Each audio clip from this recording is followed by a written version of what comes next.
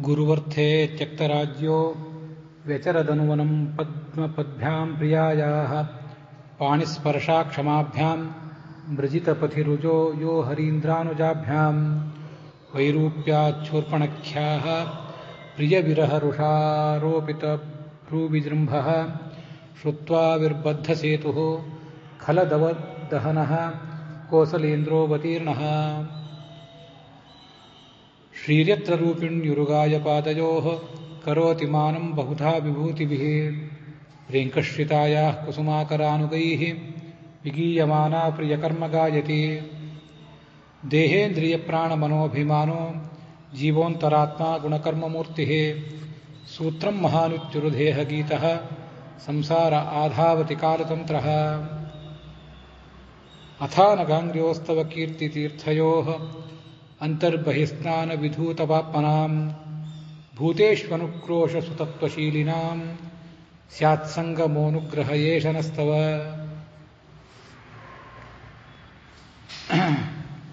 ವಾಲ್ಮೀಕಿ ರಾಮಾಯಣದ ಸುಂದರಕಾಂಡದ ಅವಲೋಕನವನ್ನು ನಾವೆಲ್ಲ ಮಾಡ್ತಾ ಇದ್ದೇವೆ. ರಾಮನನ್ನು ಸ್ತುತಿಸುವಂಥ ಬೇರೆ ಬೇರೆ ಶ್ಲೋಕಗಳು ಭಾಗವತದಲ್ಲಿ ಬಂದದ್ದು ಮತ್ತು ಭಾಗವತ ತಾತ್ಪರ್ಯದಲ್ಲಿ ಬಂದದ್ದು, ವೇದಗಳಲ್ಲಿ ಬಂದಿರುವಂಥ ಒಂದೆರಡು ಮಂತ್ರಗಳು, ಅದನ್ನು ಎಲ್ಲ ಕಳೆದ ದಿವಸದಿಂದ ನಾವು ನೋಡ್ತಿದ್ದೀವಿ. ಮಂಗಲಾಚರಣೆಗೆ ಪ್ರತಿನಿತ್ಯವೂ ಒಂದಲ್ಲ ಒಂದು ಹೊಸ ಪ್ರಾರ್ಥನೆ, ಹೊಸ ಶ್ಲೋಕ ಇರಲಿ ಅಂತ ನೋಡ್ತಿದ್ದೇವೆ.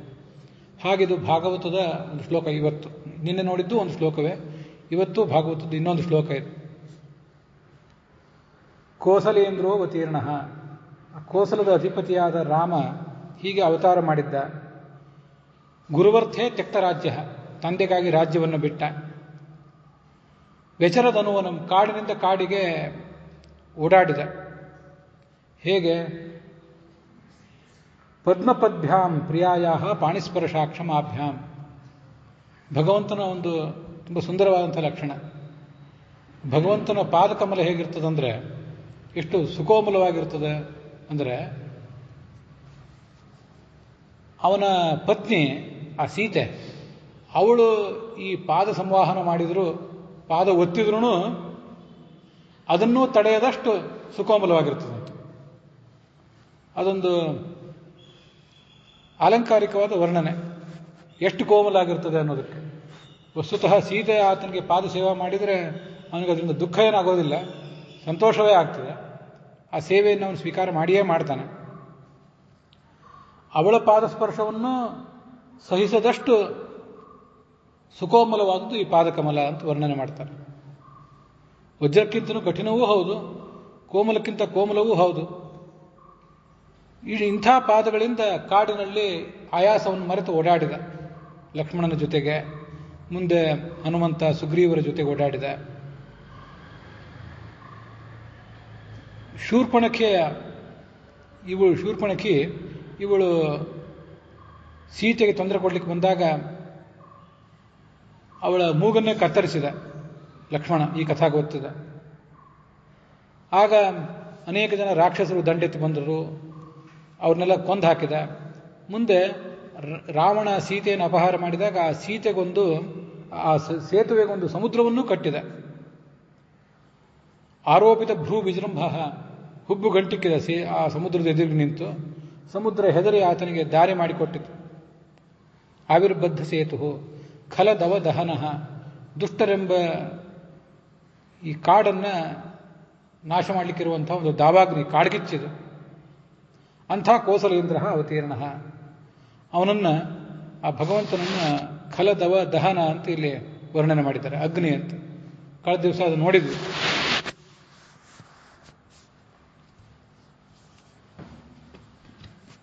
ಅಗ್ನಿಯಷ್ಟು ಸೀತೆ ಪರಿಶುದ್ಧಳು. ಆ ಅಗ್ನಿ ಸ್ವಯಂ ಅಗ್ನಿಯೇ ಅನಿಸಿಕೊಂಡಂಥ ಸೀತೆಗೇನು ಮಾಡಲಿಕ್ಕಾಗೋದಿಲ್ಲ ಅಂತ ಪ್ರಸಂಗ ಬಂದಾಗ, ಸ್ವಯಂ ಪರಶುರಾಮನೇ ಅಲ್ಲಿ ಅಗ್ನಿಯನ್ನು ಪ್ರಾರ್ಥನೆ ಮಾಡಿದ್ಲು. ಹನುಮಂತನಿಗೇನು ತೊಂದರೆ ಕೊಡಬೇಡ ಅಂತ ಪ್ರಾರ್ಥನೆ ಮಾಡಿದ್ಲು ಅಂತ ಬಂತಲ್ಲ, ಅವಳು ಅಗ್ನಿಯನ್ನು ಪ್ರಾರ್ಥನೆ ಮಾಡಬೇಕಾದ ಅಗತ್ಯ ಏನಿಲ್ಲ. ಅಗ್ನಿಯಲ್ಲಿ ಅಂತರ್ಗತನಾದ ಭಗವಂತನನ್ನೇ ಪ್ರಾರ್ಥನೆ ಮಾಡಿದ್ಲು, ಪರಶುರಾಮನನ್ನೇ ಪ್ರಾರ್ಥನೆ ಮಾಡಿದ್ಲು, ರಾಮ ಎಂಬ ಅಗ್ನಿಯನ್ನೇ ಪ್ರಾರ್ಥನೆ ಮಾಡಿದ್ಲು. ಅಂಥ ಕೋಸಲೆ ಅಂದರೆ ಅಲ್ಲಿ ಅವತರಿಸಿದ್ದಾನೆ ಅಂತ. ಅದು ಆ ಭಾಗವತದಲ್ಲಿ ಬರುವಂಥ ರಾಮನ ಕುರಿತಾದಂಥ ಒಂದು ಶ್ಲೋಕ. ಇಡೀ ಲಂಕೆಗೆ ಬೆಂಕಿ ಇಟ್ಟ. ಅದನ್ನೆಲ್ಲ ಆ ರಾವಣನ ಮಗ ಇಂದ್ರಜಿತ್ತು ಎಲ್ಲರನ್ನು ತಿರಸ್ಕಾರ ಮಾಡಿ ನಿಮ್ಮ ಬಲ ಎಷ್ಟು ಅಂತನ್ನೋದನ್ನು ಅವರಿಗೆ ತೋರಿಸಿ ಅಲ್ಲಿಂದ ಹಾರಿದ. ಆಪ್ಲುತ್ಯ ಚ ಮಹಾವೇಗ ಪಕ್ಷವಾನಿವ ಪರ್ವತಃ. ಅವನನ್ನು ನೋಡಿದರೆ ಅವನು ಹೇಗೆ ಕಾಣಿಸ್ತಾ ಇದ್ದ? ರೆಕ್ಕೆಗಳಿರುವ ಪರ್ವತದಂತೆ ಕಾಣಿಸ್ತಾ ಇದ್ದ, ಅಷ್ಟು ಬೃಹದಾಕಾರ ಅವನು. ಆಕಾಶವೆಂಬ ಸಾಗರವನ್ನು ಅವನು ದಾಟಿದ. ಮಹಾನೌರಿವ ಸಾಗರಂ. ಆಕಾಶದಲ್ಲಿ ಅನೇಕ ದೇವತೆಗಳು, ಸರ್ಪರು, ಯಕ್ಷರು, ಗಂಧರ್ವರು ಅವರೆಲ್ಲ ಈ ಹನುಮಂತನ ಪರಾಕ್ರಮವನ್ನು ನೋಡಲಿಕ್ಕೆ ಅಂತ ನೆರೆದು ನಿಂತಿದ್ರು. ಚಂದ್ರ ಇದ್ದ. ಅವರ ಮುಖಕಮಲಗಳು, ಕೆಲವು ಮುಖಕಮಲಗಳು ಕೆಂಪು ಕಮಲದಂತೆ ಇದ್ದವು, ಇನ್ನು ಕೆಲವು ಮುಖಕಮಲಗಳು ಬಿಳಿ ಕಮಲದಂತೆ ಇದ್ದವು. ಪುಷ್ಯ, ಶ್ರವಣ ಮೊದಲಾದ ನಕ್ಷತ್ರಗಳು ಅವೆಲ್ಲ ಕಲಹಂಸದ ರೂಪದಲ್ಲಿದ್ದವು. ಅಲ್ಲಲ್ಲಿ ಮೋಡಗಳು, ಅದೆಲ್ಲ ಆ ಆಕಾಶವೆಂಬ ಸಾಗರದಲ್ಲಿ ಹುಲ್ಲು ಪಾಚಿ ಅಂತ ಕಾಣಿಸ್ತಾ ಇತ್ತು. ಇಂಥ ಪ್ರಬಲವಾದಂತಹ ಸಾಗರ. ಆ ಸಮುದ್ರವನ್ನು ಅನಾಯಾಸವಾಗಿ ದಾಟಿದ. ದೊಡ್ಡ ಹಡಗಿನಂತೆ ಏನೂ ಆಯಾಸ ಇಲ್ಲದಂತೆ ದಾಟಿದ. ಆಕಾಶವನ್ನೇ ನುಂಗಿ ಬಿಡ್ತಾನೇನೋ ಅನ್ನುವಂತೆ ಕಾಣಿಸ್ತಿತ್ತು. ಮುಂದೆ ಮುಂದೆ ಸಾಗ್ತಾ ಇದ್ದ.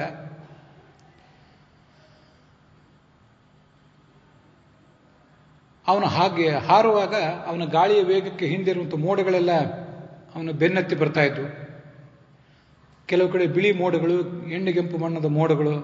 ಆ ಎಲ್ಲ ಮೋಡಗಳನ್ನು ಹೀಗೆ ಹಾರಿಸಿಕೊಂಡು ಮುಂದೆ ಬಂದ. ಎಲ್ಲ ರಾಕ್ಷಸರನ್ನು ಸಂಹಾರ ಮಾಡಿದ್ದ. ತಾನು ಯಾರು ಅಂತ ತೋರಿಸಿಕೊಟ್ಟಿದ್ದ. ರಾವಣನ ಎದೆಯಲ್ಲಿ ಭಯ ಮಡುಗಟ್ಟಿತ್ತು. ಸೀತೆಗೆ ಅಭಿವಾದನೆ ಮಾಡಿದ್ದ. ಮುಂದೆ ಆ ಮಧ್ಯದಲ್ಲಿ ಆ ಮೈನಾಕ ಪರ್ವತ ಹಿಂದೆ ಬಂದಿತ್ತಲ್ಲ, ಆ ಮೈನಾಕ ಪರ್ವತ ಮತ್ತೊಂದು ಬಾರಿ ಹೊರಗೆ ಬಂತು ಇವನು ನೋಡಬೇಕು ಅಂತ. ಆ ಮೈನಾಕ ಪರ್ವತವನ್ನು ಕೂಡ ಒಂದ್ಸರಿ ಸ್ಪರ್ಶ ಮಾಡಿದ ಸುಮ್ಮನೆ. ಆವಾಗ ಮಾತಾಡಿದ್ದ. ಈಗ ಒಂದು ಬಾರಿ ಕೇವಲ ಸ್ಪರ್ಶ ಮಾಡಿದ ಅಷ್ಟೆ. ಪರ್ವತೇಭಂ ಸುನಾಭಂ ಚ ಸಮುಪಸ್ಪೃಶ್ಯ ವೀರ್ಯವಾನ್. ಒಂದ್ಸರಿ ಮುಟ್ಟಿ ಅದನ್ನು ಅಭಿನಂದಿಸಿ ಮುಂದೆ ಬಂದ. ಜ್ಯಾಮುಕ್ತ ಇವ ನಾರಾಚಃ ಮಹಾವೇಗೋಭ್ಯುಪಾಗಮತ್. ಬಿಲ್ಲಿನಿಂದ ಬಂದ ಬಾಣದಂತೆ ವೇಗವಾಗಿ ಹೊರಗೆ ಬಂದ. ಸಮುದ್ರದ ಉತ್ತರ ತೀರಕ್ಕೆ ಬಂದ. ಅಲ್ಲಿ ಆ ಕಪಿಗಳೆಲ್ಲ ಕೂತಿದ್ರು. ಹನುಮಂತ ಹೋಗಿದ್ದಾನೆ, ಯಾವಾಗ ಬರ್ತಾನೋ ನೋಡೋಣ ಅಂತ ಕಾದು ಕೂತಿದ್ರು.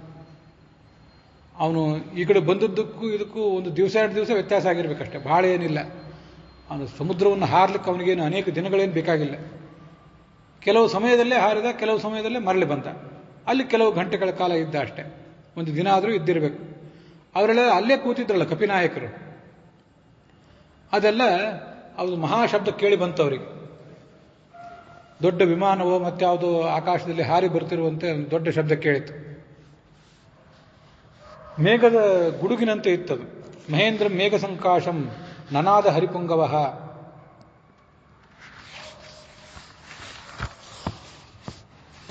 ಈ ಹನುಮಂತನ ಗರ್ಜನೆಯನ್ನು ಕೇಳಿ ಅವರಿಗೆಲ್ಲ ಉತ್ಸಾಹ ಬಂತು. ಜಾಂಬವಂತ ಅವರೆಲ್ಲರ ಜೊತೆಗೂ ಮಾತಾಡಿದ. ತಸ್ಯ ನಾನದ್ಯಮಾನಸ್ಯ ಸುಪರ್ಣಾಚರಿತೆ ಪಥಿ ತೇ ದೀನ ಮನಸಃ ಸರ್ವೇ ಶುಶ್ರೂ ಕಾನನೌಕಸಃ. ಆವಾಗ ಜಾಂಬವಂತ ಹೇಳಿದ, ಹನುಮಂತ ಕೃತಕೃತ್ಯನಾಗಿ ಬಂದಿರಬೇಕು. ಇಷ್ಟು ಉತ್ಸಾಹದಿಂದ ಬರ್ತಿದ್ದಾನೆ ಅಂದರೆ ಅವನು ಕೆಲಸ ಮಾಡಿಕೊಂಡೇ ಬಂದಿದ್ದಿರಬೇಕು. ಕೆಲಸ ಆಗಿಲ್ಲದೆ ಹೋದರೆ ಈ ಮಟ್ಟದ ಉತ್ಸಾಹ ಅವನಲ್ಲಿ ಇರ್ತಿರ್ಲಿಲ್ಲ. ಅವನ ತೋಳುಗಳಿಗೆ, ಕಾಲುಗಳಿಗೆ ಆ ಏನು ವಾಯುವಿನ ಸಂಘರ್ಷ ಆಗಿ ಏನೊಂದು ಮಹಾಶಬ್ದ ಕೇಳಿ ಬರ್ತಿತ್ತು. ಅದನ್ನು ಕೇಳಿ ಅವರು ನಿಂತಲ್ಲೇ ಕುಣಿದಾಡಿದಂತೆ ಕಪಿಗಳೆಲ್ಲ. ಸರ್ವಥಾ ಕೃತಕಾರ್ಯೋಸೋ ಹನುಮಾನ್ ನಾತ್ರ ಸಂಶಯ. ಈ ಹನುಮಂತ ಖಂಡಿತವಾಗಿ ತನ್ನ ಕೆಲಸ ಮಾಡ್ಕೊಂಡು ಬಂದಿದ್ದಾನೆ. ಅಕೃತ ಕಾರ್ಯಸ್ಯ ಅಕೃತ ಸೀತಾ ದರ್ಶನ ರೂಪ ಕಾರ್ಯಸ್ಯ ಏವಂ ವಿಧ ಅತ್ಯುಚ್ಚ. ಸೀತೆ ಕೆಲಸ ಆಗಿಲ್ಲದೆ ಹೋದರೆ ಇಂಥ ಒಂದು ಉತ್ಸಾಹ ಅವನಲ್ಲಿ ಇರಲಿಕ್ಕಿಲ್ಲ. ಇಷ್ಟೆಲ್ಲ ಉತ್ಸಾಹ ತೋರಿಸ್ತಿದ್ದಾನೆ ಅಂದರೆ ಕೆಲಸ ಮುಗಿಸಿಯೇ ಬಂದಿದ್ದಿರಬೇಕು ಅಂದ್ಕೊಂಡ್ರು ಅವರು. ಎಲ್ಲ ಒಂದು ಕಡೆ ಸೇರಿದ್ರು. ಎಲ್ಲೆಲ್ಲೋ ಹೋಗಿದ್ರು ಅವರು, ಅಲ್ಲಲ್ಲಿ ತುದಿಗಿದ್ರು. ಆ ಪರ್ವತದ ಶಿಖರದಿಂದ ಮರಗಳಿಂದ ಮರಕ್ಕೆ ಹಾರಾಡಿ ಒಂದು ಕಡೆ ಬಂದು ನಿಂತರು. ಬಿಳಿ ವಸ್ತ್ರಗಳನ್ನು ಬೀಸ್ತಾ ಇದ್ರು. ಯಾರೋ ದೂರದಲ್ಲಿದ್ದವ್ರನ್ನ ಈ ಕಡೆ ನಮ್ಮ ಕಡೆ ಬನ್ನಿ ಬನ್ನಿ ಅಂತ ಅವ್ರನ್ನ ಆಹ್ವಾನಿಸುವಂತೆ ಕಾಣಿಸ್ತಿದ್ರು. ಕೈ ಜೋಡಿಸ್ಕೊಂಡು ಸಾಲಾಗಿ ನಿಂತರು. ಹನುಮಂತ ಅಲ್ಲಿ ಆ ಮಹೇಂದ್ರ ಪರ್ವತದ ಶಿಖರದಲ್ಲಿ ಇಳಿದ.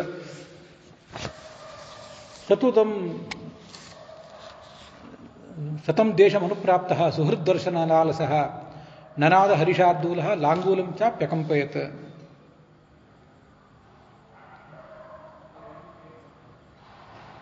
ಆಕಾಶದಲ್ಲಿ ಹಾರುತ್ತಿದ್ದ ಹನುಮಂತ ಇದ್ದಕ್ಕಿದ್ದಂತೆ ನೆಲದ ಮೇಲೆ ಬಂದು ಇಳಿದ, ಆ ಪರ್ವತದ ಮೇಲೆ ಇಳಿದ.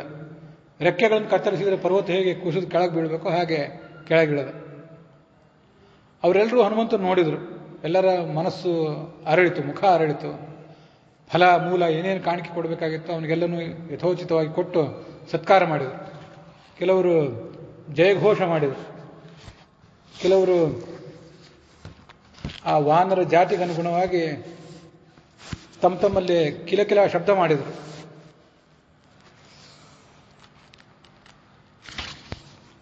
ಪ್ರಹೃಷ್ಟವದನಾ ಸರ್ವೇ ತಮ್ಮ ಆಗತಂ ಉಪಾಗಮನ್ ಉಪಾಯನಾನಿ ಚಾದಾಯ. ಅವರಿಗೇನು ಅಲ್ಲಿ ಉಪಾಯನ ಸಿಗಬೇಕು, ಅವನಿಗೇನು ಕಾಣಿಕೆ ಸಿಗಬೇಕು, ಇದೇ ಗಡ್ಡೆ ಗೆಣಸು ಅವನ್ನೇ ತಂದು ಕೊಟ್ಟರು ಅವನಿಗೆ.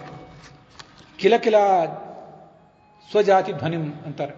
ಕಪಿಗಳ ಧ್ವನಿ ಏನು ಕೇಳಿ ಬರಬೇಕಲ್ಲ, ಆ ಧ್ವನಿಯನ್ನೇ ಮಾಡಿದರು. ಮುಂದೆ ಆ ಹನುಮಂತ ಅಲ್ಲಿ ಬಂದು ನಿಂತು ಕೂತ್ಕೊಳ್ಳಿಕ್ಕೆ ಅನುಕೂಲ ಬೇಕಲ್ಲ. ಅವ್ರು ಕೆಲವರು ಏನು ಮಾಡಿದರು, ಮರದ ರೆಂಬೆಗಳನ್ನೆಲ್ಲ ಮುರಿದು ಆತನಿಗೊಂದು ಆಸನ ತಯಾರು ಮಾಡಿದರು. ಹೃಷ್ಟ ಪಾದಪಶಾಖಾಶ್ಚ ಆನಿರ್ಯು ವಾನರಷಭಾ. ಮುಂದೆ ಅಂಗದ ಮೊದಲಾದವರು ಇದ್ರಲ್ಲ, ಜಾಂಬವಂತ ಮೊದಲಾದವರು, ಆ ಕೆಲವರಿಗೆ ನಮಸ್ಕಾರ ಮಾಡಿದ, ಕೆಲವರನ್ನು ಅಭಿನಂದಿಸಿದ.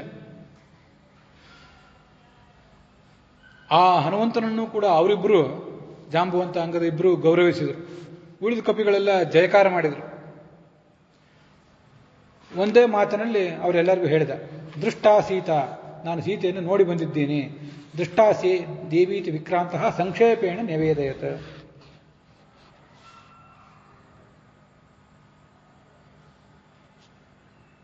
ದೇವಿ ದೃಷ್ಟಾ ಇತಿ ಪೌರಾಪರ್ಯೇ ವಿಲೋಕಿತ ನವಾ ಇತಿ ಶಂಕಾ ಸ್ಯಾತ್. ಸಾ ಮಾಭೂತಿತಿ ದೃಷ್ಟೇತಿ ಪೂರ್ವಮುಕ್ತಿರಿತಿ ಭಾವ. ಅದ್ಭುತವಾದ ವ್ಯಾಖ್ಯಾನ ಸತ್ಯಧರ್ಮ ಸ್ವಾಮಿಗಳು. ಮೊದಲು ನೋಡಿದೆ ಅಂತ ಹೇಳಿದೆ. ಆ ವಿಧಿ ತೋರಿಸುವಂಥ ಶಬ್ದ. ಸೀತಾ ಅಂತ ಮೊದಲು ಹೇಳಿಬಿಟ್ಟಿದ್ರೆ ಮುಂದೇನು ಸೀತಾ ನೋಡಿದೆಯೋ ಇಲ್ವೋ ಅಂತ ಯಾರಿಗಾರು ಸಂಶಯ ಬರ್ಬೋದು. ಹಾಗಲ್ಲ, ದೃಷ್ಟಾ ಸೀತಾ, ಮೊದಲು ನೋಡಿದೆ ಸೀತೆಯನ್ನು ಅಂತ ಹೇಳಿದೆ. ದೃಷ್ಟಾ ದೇವೀತಿ ವಿಕ್ರಾಂತಃ ಸಂಕ್ಷೇಪೇಣ ನಿವೇದಯತ್. ಮೊನ್ನೊಂದು ದಿವಸ ಹೇಳಿದ್ದೆ, ಮೊದಲು ಶ್ರವಣ ಮಾಡ್ರಿ, ಮನನ ಮಾಡ್ರಿ, ಆಮೇಲೆ ಧ್ಯಾನ ಮಾಡ್ರಿ, ಮುಂದೆ ಭಗವಂತನ ದರ್ಶನ ತಗೋತೀರಿ ಅಂತ ಹೇಳಿದರೆ, ಯಾವಾಗ ದರ್ಶನ, ಈ ಶ್ರವಣ ಮನನ ಆಗೋದು ಯಾವಾಗ, ಧ್ಯಾನ ಆಗೋದು ಯಾವಾಗ, ಭಗವಂತನ ದರ್ಶನ ಆಗೋದು ಯಾವಾಗ ಅಂತ ನಾವೆಲ್ಲ ಕಳವಳ ಪಡ್ತೀವಿ. ಅದಕ್ಕೆ ಮೊದಲು ಆತ್ಮಾವ ಅರೇ ದ್ರಷ್ಟವ್ಯ, ನೋಡ್ಲಿಕ್ಕೆ ಸಾಧ್ಯ ಇದೆ ಅವನನ್ನು. ಅದಕ್ಕಾಗಿ ಶ್ರೋತವ್ಯ, ಅವನ ಬಗ್ಗೆ ಶ್ರವಣ ಮಾಡ್ರಿ, ಮನನ ಮಾಡ್ರಿ, ಧ್ಯಾನ ಮಾಡ್ರಿ ಅಂತ ಹೇಳ್ತಾರೆ. ದೃಷ್ಟಾ ದೇವಿ ಅಂದ್ರೂ ಹೆಚ್ಚು ಕಡಿಮೆ ಅದೇ ಅರ್ಥ. ಈಗಾಗಲೇ ನಾವು ಮೊದಲನೇ ದಿವಸನೇ ಅದನ್ನು ನೋಡಿದ್ವಿ. ಸೀತೆಯನ್ನು ಹನುಮಂತ ನೋಡಿ ಬರುವುದು ಅಂದರೆ ಒಬ್ಬ ಸಾಧಕ ಅನೇಕ ಕಷ್ಟ ನಷ್ಟಗಳನ್ನು ಎದುರಿಸಿ ದೀರ್ಘವಾದ ಅಧ್ಯಾತ್ಮದ ಪ್ರಯಾಣವನ್ನು ಮಾಡಿ ಶಾಸ್ತ್ರಜ್ಞಾನವನ್ನು ಪಡೆಯುವುದು ಅಂತಲೇ ಅರ್ಥ. ಗೋವಿಂದರಾಜರು ಮೊದಲಾದ ಅನೇಕ ಜನ ವ್ಯಾಖ್ಯಾನಕಾರರೆಲ್ಲ ಹಾಗೆ ಮಾಡಿದ್ದಾರೆ. ಹೀಗೆ ದೃಷ್ಟಾ ದೇವಿ, ಸೀತೆಯನ್ನು ನಾನು ನೋಡಿದೆ, ಶಾಸ್ತ್ರಜ್ಞಾನವನ್ನು ಪಡೆದೆ, ಸಾಫಲ್ಯ ಅದನ್ನು ತೋರಿಸಿಕೊಟ್ಟ ಅವನು. ಮುಂದೆ ಏನು ಮಾಡಿದ, ಗೃಹೀತ್ವ ವಾಲಿನ ಸುತಂ. ಮೊದಲು ಸೀತೆ ಅಂತ ಘೋಷಣೆ ಮಾಡಿ ಆಮೇಲೆ ನೋಡಿದೆ ಅಂತ ಹೇಳಿದ. ಇಷ್ಟಾದ್ಮೇಲೆ ಆ ವಾಲಿಯ ಮಗ ಅಂಗದ ಇದ್ನಲ್ಲ, ಅವನ ಕೈ ಹಿಡ್ಕೊಂಡ, ಅಲ್ಲೊಂದು ಪರಿಸರದಲ್ಲಿ ಹೋಗಿ ಕುತ್ಕೊಂಡ. ಹನುಮಾನ್ ಅಬ್ರವೀ ಧೃಷ್ಟ ತದಾ ತಾನ್ ವಾನರಷಭಾನ್ ಅಶೋಕವನಿಕಾ ಸಂಸ್ಥಾ ದೃಷ್ಟಾಸ ಜನಕಾತ್ಮಜ. ಅಶೋಕವನದ ಕೆಳಗೆ, ಮತ್ತೆ ಹಾಗೆ ಹೇಳಿದೆ. ಎಲ್ಲಿ ನೋಡಿದೆ ಅಂದರೆ ಅಶೋಕವನದ ಕೆಳಗೆ, ಅಲ್ಲಿ ಸೀತೆಯನ್ನು ನೋಡಿದೆ. ಅಲ್ಲಿ ನೋಡಿದೆ ಯಾರನ್ನ ಅಂದರೆ ಸೀತೆಯನ್ನು, ಆಮೇಲೆ ನೋಡಿದೆ. ಆಗ ಅವರಿಗೆಲ್ಲ ಬಹಳ ಕುತೂಹಲ ಆಯಿತು. ಏನೇನಾಯಿತು ಎಲ್ಲ ವಿವರಿಸಿ ಹೇಳು. ಅವಳು ಸೀತಾ ಅಲ್ಲಿ ಅನೇಕ ಜನ ಘೋರರಾದ ರಾಕ್ಷಸಿಯರ ನಡುವೆ ಕೂತ್ಕೊಂಡಿದ್ದಾಳೆ. ಅಶೋಕವನಿಕಾ ಸಂಸ್ಥಾ ರಕ್ಷಮಾಣ ಸುಘೋರಾಭಿ ರಾಕ್ಷಸೀಭಿ ಅನಿಂದಿತ ಏಕವೇಣಿಧರ. ಒಂದೇ ಜಡೆಯನ್ನು ಧರಿಸಿದ್ದಾಳೆ. ಪ್ರಸಂಗ ಬಂದಾಗ ಅನೇಕ ಜಡೆಯನ್ನು ಧರಿಸ್ತಿರ್ತಾರೆ. ಅನೇಕ ಜಡೆಯನ್ನು ಧರಿಸುವುದು ಕೂಡ ಸುಮಂಗಲಿಯರಿಗೆ, ವಿವಾಹಿತರಾದವರಿಗೆ ನಿಷಿದ್ಧ ಏನಲ್ಲ. ಚತುಷ್ಕಪರ್ಧ ಅಂತ ಲಕ್ಷ್ಮೀದೇವಿಯನ್ನೇ ವೇದವೇ ವರ್ಣನೆ ಮಾಡಿದೆ. ಚತುಷ್ಕಪರ್ಧ ಯುವತಿ ಸುಪೇಶಾಹ ಅಂಥೇಳಿ ವೇದವೇ ವರ್ಣನೆ ಮಾಡ್ತದೆ. ವಾದರಾಜ ಸ್ವಾಮಿಗಳು ಕೂಡ ಅದೇ ದಾರಿಯಲ್ಲಿ ಚತುಷ್ಕಪರ್ಧ ಅಂತ ಲಕ್ಷ್ಮೀದೇವಿಯನ್ನು ಶ್ರೀಶ ಗುಣದರ್ಪಣದಲ್ಲಿ ವರ್ಣನೆ ಮಾಡಿದ್ದಾರೆ. ಕೆಲವು ಪ್ರಸಂಗದಲ್ಲಿ ಪತಿಯಿಂದ ದೂರ ಇದ್ದಾಗ ಇತ್ಯಾದಿ ಸಂದರ್ಭದಲ್ಲಿ ಹೆಚ್ಚು ಅಲಂಕಾರ ಮಾಡಿಕೊಳ್ಳದೆ ಒಂದೇ ಜಡೆಯನ್ನು ಹಾಕ್ಕೊಳ್ಬೇಕು ಅಂತ ಒಂದು ಸಂಪ್ರದಾಯ. ಆ ಥರ ಒಂದೇ ಜಡೆ ಹುಟ್ಟಿದ್ದಾಳೆ. ಶ್ರೀರಾಮನ ದರ್ಶನದಲ್ಲಿ ಯಾವಾಗ ಆಗ್ತದೋ ಅಂತ ಅವಳಿಗೊಂದು ಆಲೋಚನೆ. ಉಪವಾಸ ಪರಿಶ್ರಾಂತ, ಆಹಾರ ತಗೊಂಡಿಲ್ಲ, ಅದರಿಂದ ಬಳಲಿದ್ದಾಳೆ. ಜಟಿಲ, ಆ ಕೇಶಪಾಶಗಳಿಗೆ ಸರಿಯಾದ ಉಪಚಾರ ಆಗಿಲ್ಲ, ಅದರಿಂದ ಜಡೆಗಟ್ಟಿ ಹೋಗಿದೆ.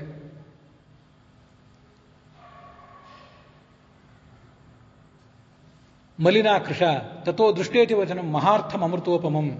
ದೃಷ್ಟ ಅಂತ ಏನು ಹೇಳಿದಲ್ಲ, ದೃಷ್ಟಾದೇವಿ ಅಂತ, ಅದು ಮಹಾ ದೊಡ್ಡ ಅರ್ಥ ಇದ್ದದ್ದು. ಅದು ಅತ್ಯಂತ ರಹಸ್ಯ, ಮಹಾ ಅರ್ಥವುಳ್ಳದ್ದು. ರಹಸ್ಯ ಅಲ್ಲದೆ ಹೋದರೂ ಆಳವಾದ ಅರ್ಥವನ್ನು ಒಳಗೊಂಡದ್ದು, ಪಾರಮಾರ್ಥಿಕವಾದ ಅರ್ಥವನ್ನು ಒಳಗೊಂಡದ್ದು, ಅಮೃತದಂತಹ ಮಾತದು. ಅದನ್ನು ಕೇಳಿದಾಗ ಕಪಿಗಳಿಗೆಲ್ಲ ಭಾರಿ ಸಂತೋಷ ಆಯಿತು. ಕೆಲವರು ಸಿಂಹನಾದ ಮಾಡಿದರು, ಕೆಲವರು ಜಯಕಾರ ಮಾಡಿದರು. ಕ್ಷೇಲಂತ್ಯನ್ಯೇ ನದಂತ್ಯನ್ಯೇ ಗರ್ಜಂತ್ಯನ್ಯೇ ಮಹಾಬಲಾಹ. ಕೆಲವರು ಜೋರ ಗರ್ಜನೆ ಮಾಡಿದರು, ಕೆಲವರು ಅಲ್ಲೇ ಕುಣಿದಾಡಿದರು. ಕಿಲ ಕಿಲ ಅಂತ ಕಪಿಗಳ ಕಿಚ ಕಿಚ ಅಂತ ಶಬ್ದ ಇರ್ತದಲ್ಲ, ಅಂಥ ಶಬ್ದವರು ಕೆಲವರು ಮಾಡಿದರು. ಇವರು ಗರ್ಜನೆ ಮಾಡಿದ್ದಕ್ಕೆ ಪ್ರತಿಯಾಗಿ ಮತ್ತೆ ಕೆಲವರು ಗರ್ಜನೆ ಮಾಡಿದರು. ಕೇಚಿದ್ ಉಚ್ಛಿತ ಡಾಂಗೂಲಾಹ ಪ್ರಹೃಷ್ಟಾಹ ಕಪಿಕುಂಜರಾಹ. ತಮ್ಮ ಬಾಲವನ್ನು ಆಕಾಶದಲ್ಲಿ ಜಾಡಿಸಿದರು, ದೊಡ್ಡ ಧ್ವಜವನ್ನು ಆಕಾಶದಲ್ಲಿ ಜಾಡಿಸುವಂತೆ. ಆಯತಾಂಚಿತ ದೀರ್ಘಾಣಿ ಲಾಂಗೂಲಾನಿ ಪೆವಿವಿಧು. ಆ ಬಾಲವನ್ನು ಮೇಲೆತ್ತಿ ಕೆಲವರು ಕುಣಿದಾಡಿದರು. ಇನ್ನು ಕೆಲವರು ಆ ಬಾಲವನ್ನು ನೆಲಕ್ಕೆ ಅಪ್ಪಳಿಸಿದರು. ಕೆಲವರು ಕೂತಲ್ಲಿಂದ ಇದ್ದಕ್ಕಿದ್ದಂತೆ ಯಾವುದೋ ಪರ್ವತದ ಶಿಖರಕ್ಕೆ ನೆಗೆದರು, ಅಲ್ಲಿಂದ ಮತ್ತೆ ಇನ್ನೊಂದು ಕಡೆ ನೆಗೆದರು. ಅಂತೂ ತಮ್ಮ ಸಂತೋಷವನ್ನೆಲ್ಲ ನಾನಾ ಥರದಿಂದ ಅವರು ವ್ಯಕ್ತ ಮಾಡಿದರು. ಸತ್ವೇ ವೀರ್ಯೇ ನತೆ ಕಶ್ಚಿತ್ ಸಮೋ ವಾನರ ವಿದ್ಯತೆ ಯದವಪ್ಲುತ್ಯ ವಿಸ್ತೀರ್ಣಂ ಸಾಗರಂ ಪುನರಾಗತಃ. ಆಗ ಅಂಗದ ಹನುಮಂತನ ಕುರಿತು ಈ ಮಾತು ಹೇಳಿದ.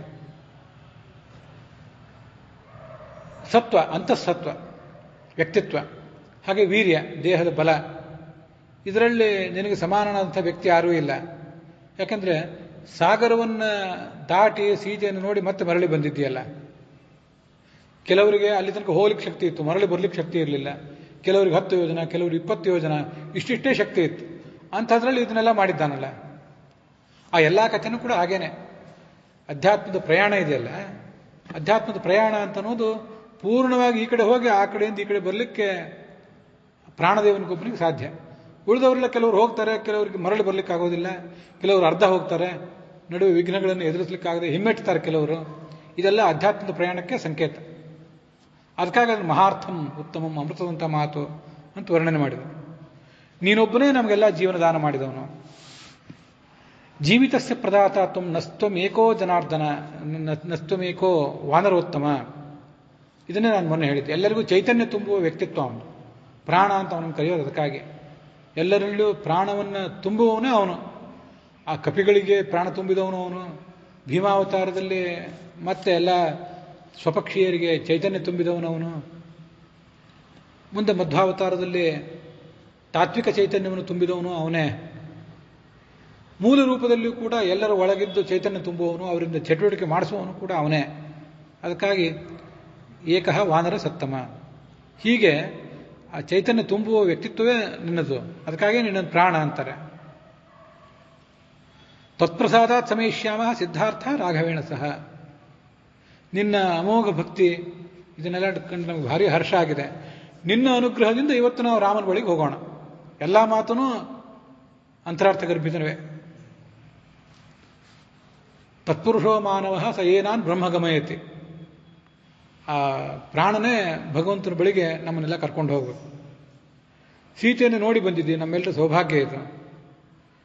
ಸೀತೆಯನ್ನು ಕಳ್ಕೊಂಡಿದ್ದಾನೆ ರಾಮ ಅನ್ನುವುದು ನಮಗೂ ದೊಡ್ಡ ದುಃಖ ಸಂಗತಿಯಾಗಿತ್ತು. ಅದಿವತ್ತು ಆ ದುಃಖ ಎಲ್ಲ ಹೋಗಿದೆ. ಬಹಳ ಸಂತೋಷ ಅನಿಸಿದೆ ನನಗೆ. ಅಲ್ಲಿ ಕಪಿರಾಜನಾದ ಸುಗ್ರೀವನ ಪರವಾಗಿ ಯುವರಾಜ ಇವನಿದ್ದಾನೆ. ಆದ್ದರಿಂದ ಅವನ ಮಾತು ಬಹಳ ಮಹತ್ವದ್ದಾಗ್ತದೆ. ಉಳಿದವರೆಲ್ಲ ಕಪಿಗಳು ತಲೆಯಿಂದ ಎದ್ರು. ಹನುಮಂತ, ಜಾಂಬವಂತ, ಅಂಗವದ ಇವರೆಲ್ಲರನ್ನು ಕರ್ಕೊಂಡು ಇನ್ನೂ ದೊಡ್ಡ ದೊಡ್ಡ ಬಂಡೆಗಳೇನಿದ್ದವು ಅಲ್ಲಿ ಹೋದರು. ಇನ್ನಷ್ಟು ವಿಸ್ತಾರವಾಗಿ ಹೇಳು ಅಂತ.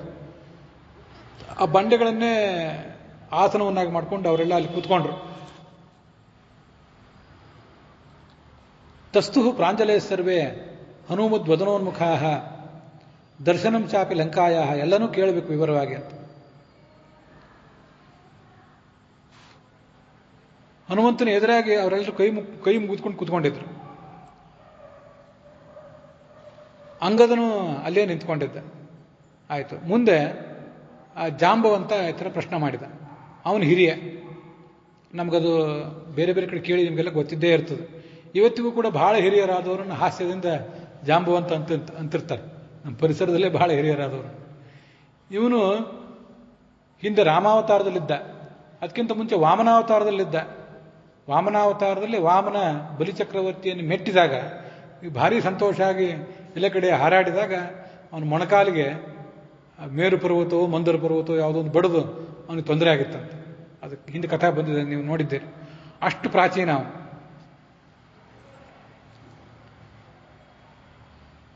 ಅವನು ಕೇಳಿದ, ಸೀತೆಯನ್ನು ಹೇಗೆ ಕಂಡೆ? ಅವಳು ಹೇಗಿದ್ದಾಳೆ? ರಾವಣ ಅವಳ ಬಗ್ಗೆ ಹೇಗೆ ನಡ್ಕೋತಿದ್ದಾನೆ? ಅದನ್ನೆಲ್ಲ ಹೇಳಬೇಕು. ಕಥಂ ದೃಷ್ಟ ತ್ವಯಾ ದೇವಿ ಕಥಂ ವಾ ತತ್ರ ವರ್ತತೆ ಕ್ರೂರಕರ್ಮ ದಶಾನನ ಕಥಂ ವೃತ್ತಃ. ಹೇಗೆ ಅವಳ ಬಗ್ಗೆ ನಡ್ಕೋತಾನೆ? ಸಮ್ಮಾರ್ಗಿತ ಕಥಂ ದೇವಿ ಕಿಂಚ ಸಹ ಪ್ರತ್ಯಭಾಷಿತ. ಅವಳಾದರೂ ನಿನಗೇನಾದರೂ ಮಾತು ಹೇಳಿದ್ಲ, ಏನಾದರೂ ಸಂದೇಶ ಹೇಳಿದ್ಲ? ಅದೆಲ್ಲ ಹೇಳು. ಮುಂದೆ ರಾಮನ ಬಳಿಗೆ ನಾವು ಹೋಗುವಾಗ ಅವನಿಗೆ ಯಾವ ವಿಷಯವನ್ನು ಹೇಳಬೇಕು ಅಥವಾ ಕೆಲವು ವಿಷಯಗಳನ್ನು ಹೇಳಬಾರ್ದು ಅಂತ ಇರ್ತದೆ, ಅವನಿಗೆ ನೋವಾಗಬಾರ್ದು ಅಂತ.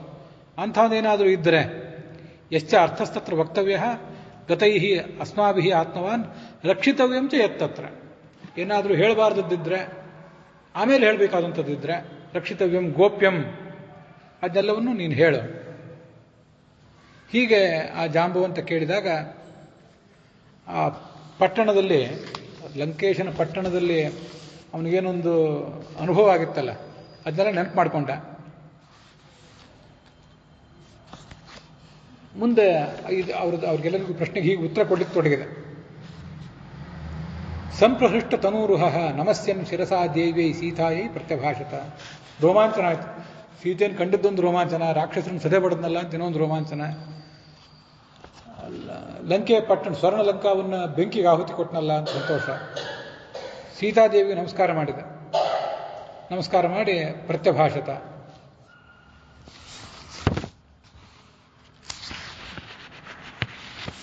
ನನಗೆ ಕೆಲವು ಕಡೆ ಯಾವುದಾದ್ರೂ ಶಾಸ್ತ್ರದ ವಿಷಯ ನೆನಪಿಗೆ ಬಂದಾಗ ಅದನ್ನು ಹೇಳ್ತಿರ್ತೇನೆ. ಕೆಲವು ಕಡೆ ಭಗವಂತನನ್ನು ವರ್ಣನೆ ಮಾಡ್ತಿರ್ತಾರೆ. ಕಕ್ಷಾ ತಾರತಮ್ಯವನ್ನು ವರ್ಣನೆ ಮಾಡುವಾಗ ಭಗವಂತನ ವರ್ಣನೆ ಮಾಡ್ತಿರ್ತಾರೆ. ಲಕ್ಷ್ಮೀದೇವಿಯನ್ನು ವರ್ಣನೆ ಮಾಡ್ತಿರೋದಿಲ್ಲ. ಅದು ಯಾಕೆ ಹಾಗೆ ಅಂತಂದರೆ, ಅತ್ಯಂತರಂಗಂ ಯತ್ತಸ್ಮಾತ್ ನಹರೇ ಪೃಥಗೀರಿತ ಶ್ರೀ ಸ್ವರೂಪ ವಿಭೇದೇಪಿ ಸರ್ವೋತ್ಕೃಷ್ಟಾಪಿ ನಿತ್ಯಶಃ. ಭಗವಂತನ ವರ್ಣನೆ ಮಾಡ್ತಾರೆ, ತಾರತಮ್ಯ ಹೇಳ್ತಿರ್ತಾರೆ.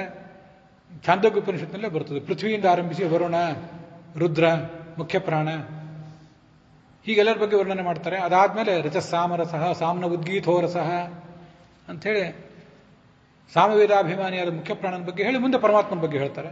ಲಕ್ಷ್ಮೀದೇವಿ ಬಗ್ಗೆ ಯಾಕೆ ಹೇಳೋದಿಲ್ಲ ಅಂದರೆ, ಲಕ್ಷ್ಮೀದೇವಿ ಪ್ರತ್ಯೇಕವಾಗಿ ಹೇಳಬೇಕಾದ ವ್ಯಕ್ತಿತ್ವ ಇದ್ದವಳಲ್ಲ. ಅತ್ಯಂತರಂಗಂ, ಮುಖ್ಯ ಪ್ರಾಣನಿಗಿಂತ ಚತುರ್ಮುಖ ಬ್ರಹ್ಮನಿಗಿಂತ ಅತ್ಯಂತ ಅಂತರಂಗದ ವ್ಯಕ್ತಿತ್ವ ಲಕ್ಷ್ಮೀದೇವಿ ಭಗವಂತಂದು. ಆದ್ದರಿಂದ ಅವಳನ್ನು ಪ್ರತ್ಯೇಕವಾಗಿ ಹೇಳೋದೇ ಇಲ್ಲ. ಅವನನ್ನು ಹೇಳಿದರೆ ಅವಳನ್ನೂ ಹೇಳಿದಂತೆ, ಅವಳನ್ನು ಹೇಳಿದರೆ ಅವನನ್ನು ಹೇಳಿದಂತೆಯೇ. ಶ್ರೀ ಸ್ವರೂಪ ವಿಭೇದೇಪಿ, ಪರಮಾತ್ಮನಿಗಿಂತ ಭಿನ್ನಳು ಹೌದು, ಉಳಿದ ದೇವತೆಗಳಿಗಿಂತ ದೊಡ್ಡವಳು ಹೌದು, ಪರಮಾತ್ಮನಿಗಿಂತ ಕೆಳಗಿನವಳು ಹೌದು. ಅಷ್ಟಾದರೂ ಅವಳನ್ನು ಪ್ರತ್ಯೇಕವಾಗಿ ಹೇಳೋದಿಲ್ಲ. ಯಾಕೆಂದರೆ ಅವನನ್ನು ಹೇಳಿದರೆ ಅವಳನ್ನು ಹೇಳಿದಂತೆ, ಹಾಗೆ ಅವಳನ್ನು ಹೇಳಿದರೆ ಅವನನ್ನು ಹೇಳಿದಂತೆ. ಇಲ್ಲಿ ಸೀತೆಗೆ ನಮಸ್ಕಾರ ಮಾಡಿ ಹೇಳಿದ ಅಂತ ಬಂತಲ್ಲ, ಅದಕ್ಕಾಗಿ ಆ ಮಾತು ನನಗೆ ನೆನಪಿಗೆ ಬಂತು. ಮುಂದೆ ಅದನ್ನು ನಾನು ಆ ಥರ ಹೇಳಬೇಕು ಅಂತ ತಿಳ್ಕೊಂಡೆ. ನಮಸ್ಕೃತ್ಯ ಸೀತಾಯೈ ಅಂತ ಸೀತೆಗೆ ನಮಸ್ಕಾರ ಮಾಡಿ ಆ ಮುಂದಿನಂತೆ ಅದನ್ನೆಲ್ಲ ಹೇಳಿಕ್ಕೆ ತೊಡಗಿದೆ. ನಾನು ದಕ್ಷಿಣ ತೀರಕ್ಕೆ ಹೋಗಬೇಕು ಅಂತ ಹೊರಟನಲ್ಲ, ನೀವೇ ನೋಡ್ತಾ ಇದ್ರಿ, ಆಕಾಶಕ್ಕೆ ಹಾರಿದೆ. ಹಾಗೆ ಹಾರ್ತಾ ಇರುವಾಗ ಒಂದು ಸುವರ್ಣ ಶಿಖರ ಮಧ್ಯದಲ್ಲಿ ಕಾಣಿಸಿತು. ಅದೊಂದು ದೊಡ್ಡ ವಿಘ್ನ ಬಂದಂತೆ ಆಯ್ತು ನನಗೆ, ಇದ್ಯಾಕೆ ಬಂತು ನಡುವೆ ಅಂತ. ಆಗ ಅದನ್ನು ಭೇದಿಸಿಬಿಡಬೇಕು, ಅದಕ್ಕೊಂದು ಬುದ್ಧಿ ಕಲಿಸಬೇಕು ಅಂತಲೇ ಪ್ರಯತ್ನ ಪಟ್ಟಿದ್ದೆ. ಉಪಸಂಗಮ್ಯ ತಂ ದಿವ್ಯಂ ಕಾಂಚನಂ ನಗಮುತ್ತಮಂ ಕೃತಾಮೇ ಮನಸಾ ಬುದ್ಧಿ ಭೇತ್ತವ್ಯೋಜಂ ಮಯತಿ ಚ. ಇದನ್ನು ಪುಡಿ ಮಾಡಿಬಿಡ್ಬೇಕು ಈ ಪರ್ವತವನ್ನು, ನನಗಿದು ವಿಘ್ನ ಮಾಡ್ತಿದೆ ಅಂತ ಆಲೋಚನೆ ಮಾಡಿದೆ. ಅದರ ಶಿಖರಕ್ಕೊಂದು ಏಟು ಹಾಕಿದೆ, ಶಿಖರವೇ ನುಚ್ಚು ನೂರಾಯಿತು. ಆವಾಗ ಆ ಪರ್ವತ ನನ್ನ ಮೇಲೆ ಬಂದು ಪುತ್ರೇತಿ ಮಧುರಾಮ್ವಾಣಿ ಮನಃ ಪ್ರಹ್ಲಾದಯನ್ನಿವ, ಮಗುವೇ ಅಂತ ಸಂಬೋಧನೆ ಮಾಡಿತಂತೆ ಆ ಪರ್ವತ ಇವನನ್ನು. ನಾನು ಯಾರು ಹಾಗಾದ್ರೆ? ನಾನು ನಿನ್ನ ಮಗುವನ್ನು ಸಂಬೋಧನೆ ಮಾಡಬೇಕಾದ್ರೆ ನಾನು ಯಾರಾಗಿರ್ಬೇಕು ಅಂದರೆ ಪಿತೃವ್ಯಂ ಚಾಪಿ ಮಾಂ ವಿದ್ಧಿ ಪಿತೃವ್ಯತ್ವಮೇವಾಹ ಸಖಾಯ ಮಿತಿ. ನಾನು ನಿನಗೆ ಪಿತೃವ್ಯ, ನಿಮಗೆ ಚಿಕ್ಕಪ್ಪ ಆಗಬೇಕು. ಹೇಗೆ ಚಿಕ್ಕಪ್ಪ ಅಂತಂದರೆ ಸಖಾಯ ಮಾತರಿಶ್ವನಃ, ನಿಮ್ಮ ಅಪ್ಪ ಮುಖ್ಯ ಪ್ರಾಣ ಇದ್ದಾನಲ್ಲ, ಆ ಮುಖ್ಯ ಪ್ರಾಣನ ಗೆಳೆಯ ನಾನು. ಗೆಳೆಯ ಅಂದರೆ ಅಣ್ಣ ತಮ್ಮ ಹೆಚ್ಚು ಕಡಿಮೆ ಒಂದೇ. ಹೀಗೆ ನಾನು ಅವನ ಗೆಳೆಯ ಆದ್ದರಿಂದ ನಿನಗೆ ಚಿಕ್ಕಪ್ಪ ಆಗಬೇಕು, ಅದಕ್ಕಾಗಿ ಇಲ್ಲಿ ಮೇಲೆ ಬಂದಿದ್ದೇನೆ. ಮೈನಾಕ ಅಂತ ನನಗೆ ಹೆಸರು, ಸಮುದ್ರದ ಒಳಗಿರ್ತೇನೆ. ಬಹಳ ಹಿಂದೆ ಪರ್ವತಗಳಿಗೆ ರೆಕ್ಕೆಗಳಿದ್ದವು,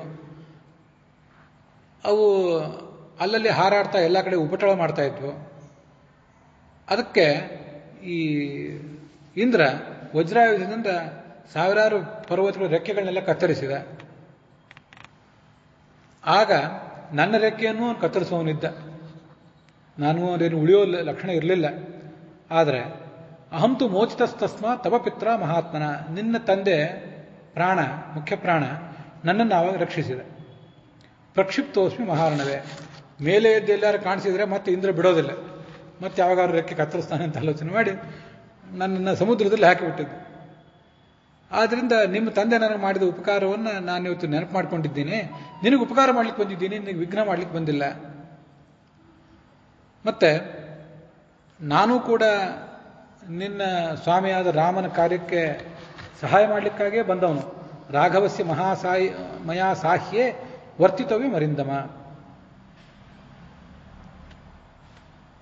ಸಗರ ಪುತ್ರ ರಚಿತ ಸಾಗರ ನಿವಾಸಿನ ರಾಮೋ ಧರ್ಮಭೃತಾಂ ಶ್ರೇಷ್ಠ ಮಹೇಂದ್ರ ಸಮವಿಕ್ರಮ. ಅದು ಯಾಕೆ? ಅದಕ್ಕೇನು ಕಾರಣ ಅಂದರೆ ರಾಮನ ವಂಶ ಅಂದರೆ ಸಗರನ ವಂಶ, ಹಿಂದೆ ಅವ್ರು ಬಂದವರು. ಅದನ್ನು ಸತ್ಯಧರ್ಮ ಸ್ವಾಮಿಗಳು ಹಾಗೆ ಬರೀತಾರೆ. ಆ ಸಗರನ ಪುತ್ರರು ಈ ಸಾಗರವನ್ನು ನಿರ್ಮಾಣ ಮಾಡಿದವರು. ಅಲ್ಲಿದ್ದೇನೆ, ನಾನು ರಕ್ಷಣೆ ಪಡ್ಕೊಂಡಿದ್ದೇನೆ. ಅದಕ್ಕಾಗಿ ರಾಮನಿಗೆ ಒಂದಿಷ್ಟು ಸಹಾಯ ಮಾಡಬೇಕು ಅಂತ ನನ್ನ ಆಲೋಚನೆ ಇದೆ.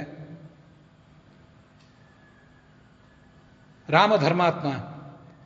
ಹೀಗೆ ಆ ಮಾತು ಕೇಳಿದಾಗ ನಾನು ಅವನಿಗೆ ಹೇಳಿದೆ, ಹನುಮಂತ ಹೇಳ್ತಾನೆ, ನಾನು ರಾಮನ ಕಾರ್ಯಕ್ಕಾಗಿ ಧಾವಿಸಬೇಕಾಗಿದೆ, ನನಗೆ ಅಷ್ಟು ವಿಶ್ರಾಂತಿ ತಗೊಳ್ಳುವ ಅಗತ್ಯವೂ ಇಲ್ಲ, ಆ ಇಚ್ಛೆಯೂ ಇಲ್ಲ. ಅದರಿಂದ ಅವನ ಸಮ್ಮತಿ ಪಡ್ಕೊಂಡೆ.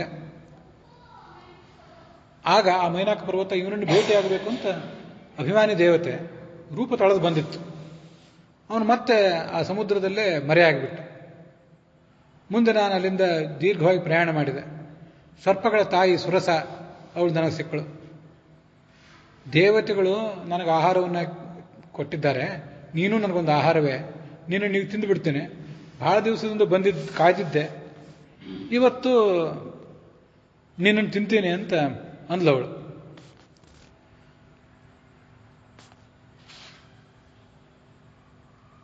ಅದಕ್ಕೆ ನಾನು ಹೇಳಿದೆ, ನಾನು ದಶರಥನ ಮಗ ರಾಮ, ಅವನ ತಮ್ಮ, ಅವರ ಕಾರ್ಯಕ್ಕಾಗಿ ಬಂದಿದ್ದೇನೆ. ಅವರ ಪತ್ನಿಯನ್ನ ಸೀತೆಯನ್ನ ರಾವಣ ಅಪಹಾರ ಮಾಡಿದ್ದಾನೆ, ಎಲ್ಲ ಕಥೆ ಹೇಳಿದೆ. ನಾನೀಗ ಆ ಸೀತೆಯನ್ನು ನೋಡ್ಲಿಕ್ಕೆ ಹೊರಟಿದ್ದೇನೆ.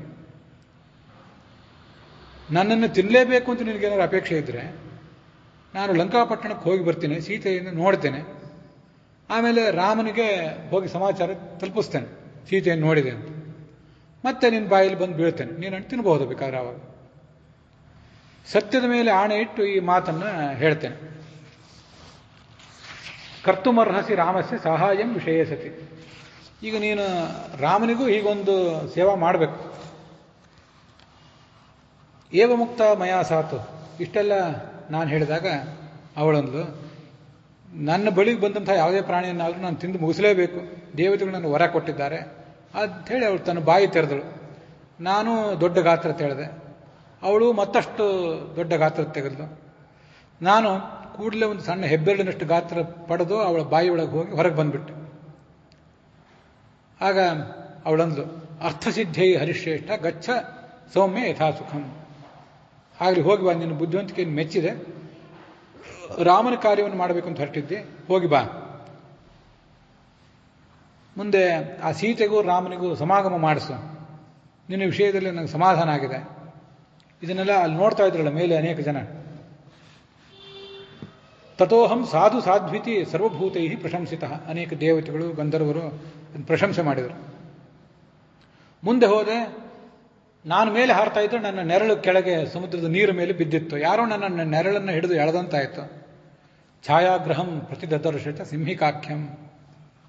ನನ್ನ ವೇಗ ಕುಂಠಿತಾಯಿತು. ಯಾರು ನೋಡಿದರೆ ಯಾರೂ ಕಾಣಲಿಲ್ಲ. ನನಗ್ಯಾಕೆ ವಿಘ್ನ ಬಂತು ಅಂತ ಅನ್ಕೊಂಡೆ. ಅಲ್ಲಿ ನೋಡಿದರೆ ನೀರು ಮೇಲೆ ಒಬ್ಬ ರಾಕ್ಷಸಿಯನ್ನು ನೋಡಿದೆ. ಕ್ವಾಸಿಗಂತ ಮಹಾಕಾಯ ಕ್ಷುಜಿತಾಯ ಮಮೇಪ್ಸಿತ. ದೊಡ್ಡ ಶರೀರದವನು ನೀನು, ನನಗೆ ಒಳ್ಳೆಯ ಆಹಾರ ಆಗ್ತೆ. ಬಹಳ ದಿವಸದಿಂದ ಏನೂ ಆಹಾರ ಇಲ್ಲದಕ್ಕಾಗಿ ನಾನು ಇಲ್ಲಿದ್ದೇನೆ. ಬಾ, ನಾನು ತಿಂದು ಬಿಡ್ತೇನೆ, ನಾನು ಹೊಟ್ಟೆ ಹಸಿವನ್ನು ಹಿಂಗಿಸ್ಕೋತೀನಿ ಅಂತಂದ್ಲು. ನಾನು ಆಗಲಿ ಅಂತ ಒಪ್ಪಿದೆ. ಅವಳ ಪ್ರಮಾಣಕ್ಕಿಂತಲೂ ದೊಡ್ಡದಾಗಿ ಬೆಳೆದು ಅವಳ ಶರೀರದ ಒಳಗೆ ಹೋಗಿ ವ್ಯಾಪಿಸಿಕೊಂಡೆ. ನನ್ನನ್ನು ಅವಳು ತಿಂದಳು, ಅವಳ ಶರೀರವೂ ಬೆಳೆಯಿತು. ಆದರೆ ನನಗೆ ಬೇಕಾದಾಗ ಚಿಕ್ಕ ರೂಪ ತಾಳ್ಲಿಕ್ಕೆ ಶಕ್ತಿ ಇದೆ, ಬೇಕಾದಾಗ ದೊಡ್ಡ ರೂಪ ತಾಳ್ಲಿಕ್ಕೂ ಕೂಡ ಶಕ್ತಿ ಇದೆ ಅನ್ನೋದನ್ನು ಅವಳು ಗಮನಿಸಿದಂತೆ ಕಾಣಲಿಲ್ಲ. ಒಂದೇ ಕ್ಷಣದಲ್ಲಿ ನನ್ನ ದೊಡ್ಡ ರೂಪವನ್ನು ಚಿಕ್ಕದು ಮಾಡಿಕೊಂಡೆ. ಅವಳ ಹೃದಯವನ್ನೇ ಹರಿದು ಹಾಕಿದೆ. ಹೃದಯವನ್ನು ಹರಿದು ಹಾಕಿ ಆಕಾಶಕ್ಕೆ ನಾನು ಹೋಗಿಬಿಟ್ಟೆ. ಮುಂದೆ ಹಾರಲಿಕ್ಕೆ ತೊಡಗಿದೆ. ಅವಳು ಸತ್ತು ಆ ಉಪ್ಪು ನೀರಿನ ಸಮುದ್ರದಲ್ಲಿ ಬಿದ್ದು ಪ್ರಾಣ ಬಿಟ್ಲು. ರಾಕ್ಷಸಿ ಸಿಂಹಿಕಾ ಭೀಮ ಕ್ಷಿಪ್ರಂ ಹನುಮತ ಹತ ಅಂತ ಅಲ್ಲಿ ಮೇಲಿದ್ದವರೆಲ್ಲ ಸತ್ತೋದ್ಲು, ದುಷ್ಟ ರಾಕ್ಷಸಿ ಸತ್ತೋದ್ಲು, ಹನುಮಂತ ಅವಳನ್ನು ಕೊಂದು ಹಾಕಿದ ಅಂತ ಅವರೆಲ್ಲ ಸಮಾಧಾನ ಮಾಡಿದರು. ಸಮಾಧಾನ ಹೊಂದಿದ್ರು, ಅದನ್ನು ಪ್ರಶಂಸೆ ಮಾಡಿದರು. ಶೃಣೋಮಿ ಖಗತಾನಾಂಚ ಸಿದ್ಧಾನಾಂ ಚಾರಣೈ ಸಹ. ಸಿದ್ಧರು, ಚಾರಣರು ಮೊದಲಾದವರು, ಅವರು ಕೆಲವರು ಅದಕ್ಕಾಗೇ ಇರ್ತಾರೆ. ಚಾರಣರು, ಗಂಧರ್ವರು ಮೊದಲಾದವರು ದೇವತೆಗಳು ಮಾಡುವ ಕಾರ್ಯವನ್ನು ಪ್ರಶಂಸಿಸಲಿಕ್ಕಾಗೇ ಇರ್ತಾರೆ. ಗತ್ವಾಚ ಮಹದಧ್ವಾನಂ ಪಶ್ಯಾಮಿ ನಗಮಂಡಿತಂ. ಮುಂದೆ ಬೇಗ ಬೇಗ ಧಾವಿಸಬೇಕು ಅಂತ ಲಂಕಾನಗರಕ್ಕೆ ಹೋದೆ. ಅಲ್ಲಿ ಲಂಕಾನಗರದ ದ್ವಾರದಲ್ಲೇ ಮೋಡಕ್ಕೆ ಸಮಾನವಾದ ದೊಡ್ಡ ಶರೀರ, ಅಂಥದೇ ಬಣ್ಣ, ಅಟ್ಟಹಾಸ ಬೀರ್ತಾ ಬಂದಿದ್ಲು. ನಾನು ಅವಳಿಗೊಂದು ಮುಟ್ಟಿ ಪ್ರಹಾರ ಕೊಟ್ಟೆ. ಅಟ್ಟಹಾಸಂ ವಿಮುಂಚಂತಿ ನಾರೀ ಕಾಪಿ ಉತ್ಥಿತ ಪುರಃ ಸವ್ಯ ಮುಷ್ಟಿ ಪ್ರಹಾರೇಣ ಪರಾಜಿತ್ಯ ಸುಭೈರವಾನ್. ಆಗ ಅವಳು ಹೆದರಿದ್ಲು, ನಾನೇ ಲಂಕಾನಗರದ ಅಧಿದೇವತೆ, ನಿನ್ನ ಪರಾಕ್ರಮದಿಂದ ನನ್ನನ್ನು ಇವತ್ತು ಗೆದ್ದಿದ್ದಿ, ನೀನು ಲಂಕಾನಗರದ ಒಳಗೆ ಹೋಗಬಹುದು, ಇನ್ನು ನಿನಗೆ ಇವರೆಲ್ಲರನ್ನು ಗೆಲ್ಲುವ ಶಕ್ತಿ ಇದೆ. ಇಡೀ ರಾತ್ರಿ ಅಂತ ಹೀಗೆಲ್ಲ ಅವಳು ಹೇಳಿದ ಮೇಲೆ ಇಡೀ ರಾತ್ರಿ ನಾನು ಎಲ್ಲ ಕಡೆ ಸಂಚಾರ ಮಾಡಿದೆ. ತ್ವಂ ಸರ್ವರಕ್ಷಸಾಂ ವಿಜೇತಾಸಿ ಬ್ರಹ್ಮಣ ತಥಾ ಉಕ್ತತ್ವಾದಿತಿ ಭಾವ. ಬ್ರಹ್ಮ ಅವಳಿಗೆ ಹಾಗೆ ವರ ಕೊಟ್ಟಿದ್ದ. ನಿನಗೆ ಯಾವಾಗ ಪರಾಭವ ಆಗ್ತದೋ ಆವಾಗ ಲಂಕೆ ಬಿತ್ತು ಅಂತ ಅರ್ಥ ಅಂತ ವರ ಕೊಟ್ಟಿದ್ದ. ಅದು ಸತ್ಯಧರ್ಮ ಸ್ವಾಮಿಗಳು ನೆನಪು ಮಾಡ್ಕೋತಾರೆ.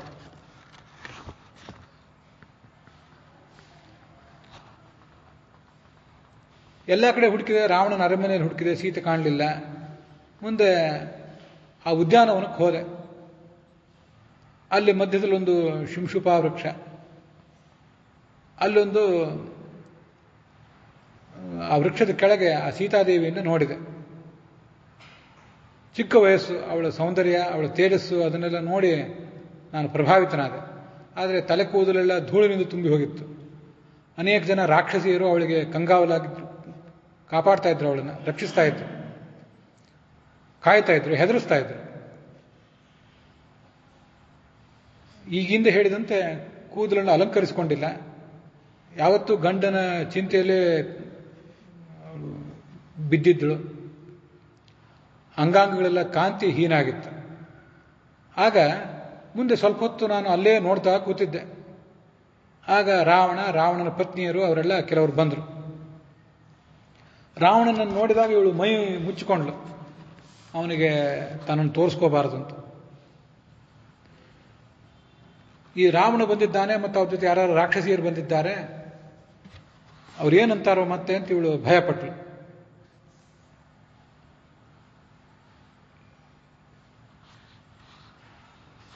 ಆಗ ರಾವಣ ಅವಳನ್ನು ಏನು ಮಾತಾಡಿಸಿದ ಅದನ್ನು ಹೇಳ್ತಾರೆ. ತತ್ರೈವ ಶಿಂಶುಪಾವೃಕ್ಷೆ ಪಶ್ಯನ್ನಹಂ ಅವಸ್ಥಿತಃ ಅವಾಕ್ಷಿರಾಹ ಪ್ರಪತಿತಃ ಬಹುಮನ್ಯಸ್ವ ಭಾಮಿನಿ ತಾಮುವಾಚ ದಶಗ್ರೀವ ಸೀತಾಂ ಪರಮ ದುಃಖಿತಾಂ. ಅವಳು ತನ್ನ ದುಃಖದಲ್ಲಿ ತಾನಿದ್ದಾನೆ, ಇವನು ಅವಳಿಗೆ ತಲೆ ಕೆಳಗೆ ಮಾಡಿ ಕೆಳಗೆ ಬಿದ್ದ.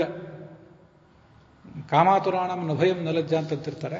ತನ್ನ ರಾಜ ಪದವಿ, ತನ್ನ ಶಕ್ತಿ, ತನ್ನ ವೈಭವ ಎಲ್ಲವನ್ನು ಮರೆತು ಅವಳಿಗೆ ಅಡ್ಡ ಬಿದ್ದ. ಬಹುಮನ್ಯಸ್ವ ಭಾಮಿನಿ, ನನ್ನನ್ನು ಮೆಚ್ಚು ನೀನು ಅಂತ ಕೇಳ್ಕೊಂಡ. ಇದು ಚೇತ್ ತ್ವಂತು ದರ್ಪಾನ್ಮಾಂ ನಾಭಿನಂದಿಸಿ ಗರ್ವಿತೆ. ನಾನಿಷ್ಟೆಲ್ಲ ಕೇಳ್ಕೊಂಡ್ರೂ ಕೂಡ ನನ್ನನ್ನು ನೀನೇನು ಮೆಚ್ಚಲಿಲ್ಲ ಅಂತಾದ್ರೆ ನಾನು ನಿನ್ನನ್ನು ಇನ್ನು 2 ತಿಂಗಳ ಸಮಯ ಕೊಟ್ಟು ಮುಂದೆ ನಿನ್ನ ಕೊಂದು ಹಾಕಿಬಿಡ್ತೇನೆ. ಕಾಮಾತುರಾಣ ವಿವೇಕಾಭಾವಾದ್ವಾ ಅಸಂತೋಷಾದ್ವಾ ಮಾತೃಸ್ಥಾನದ್ವಾ ಅವಾಕ್ಷಿರಸ್ತಮಿತಿನೇಯಂ ಸತ್ಯಧರ್ಮ ಸ್ವಾಮಿಗಳು ಬರೀತಾರೆ. ರಾವಣ ಇದ್ನಲ್ಲ, ರಾವಣ ಅಂದರೆ ಬರೇ ರಾವಣ ಅಲ್ಲ, ಅದು ಒಳಗೊಂದು ಒಳ್ಳೆ ಜೀವ ಇದೆ, ಒಂದು ದುಷ್ಟ ಜೀವವೂ ಇದೆ. ಆ ದುಷ್ಟ ಜೀವಕ್ಕೆ ಕಾಮಾತುರ ಆದ್ರಿಂದ ವಿವೇಕ ಕಳ್ಕೊಂಡಿದೆ ಆ ದುಷ್ಟ ಜೀವ. ಅಸಂತೋಷ, ಸೀತೆ ಕೈವಶ ಆಗ್ತಿಲ್ಲ ಅಂತ ದುಃಖ. ಒಳಗಿರುವ ಸಜ್ಜೀವಕ್ಕೆ ಮಾತೃಸ್ಥಾನೀಯಳು ಆ ಸೀತೆ. ದೇಹ ಒಂದೇ ಇರ್ತದೆ, ಜೀವ 2 ಇರ್ತದೆ. ಕೆಲವು ಸರಿ ಇಂಥ ಕ್ರಿಯೆಗಳು ನಡೀತಿರ್ತವೆ. ಆಯಾ ಜೀವಕ್ಕೆ ಬೇರೆ ಬೇರೆನೇ ಆಲೋಚನೆ ಇರ್ತದೆ, ಕ್ರಿಯೆ ಒಂದೇ ಆಗ್ತಿರ್ತದೆ. ಕ್ರಿಯೆ ಒಂದೇ, ಆದರೆ ಒಳಗಿರುವ ಜೀವಕ್ಕೆ ಮಾತ್ರ ಅದರ ಅನುಸಂಧಾನ, ಅದರ ಆಲೋಚನೆ ಬೇರೆ ಬೇರೆ ಇರ್ತದೆ. ಸಜ್ಜೀವ ಜಯ ಅವಳನ್ನು ತಾಯಿ ಅಂತ ತಿಳ್ಕೊಂಡು ಕಾಲಿಗೆ ಎರಗಿತ್ತು. ಹೀಗೆ ನಿನಗೆ 2 ತಿಂಗಳು ಸಮಯ ಕೊಟ್ಟಿದ್ದೀನಿ, ನೀನೇನಾದ್ರು ಮಾಡದೆ ಹೋದರೆ ದೌ ಮಾಸವು ಅಂತರಂ ಸೀತೆ ಪಾಸ್ಯಾಮಿ ರುಧಿರಂ ತವ, ನೀನು ರಕ್ತ ಕುಡಿದು ಬಿಡ್ತೇನೆ ಅಂತ ಅವಳಿಗೆ ಬೆದರಿಕೆ ಹಾಕಿದೆ.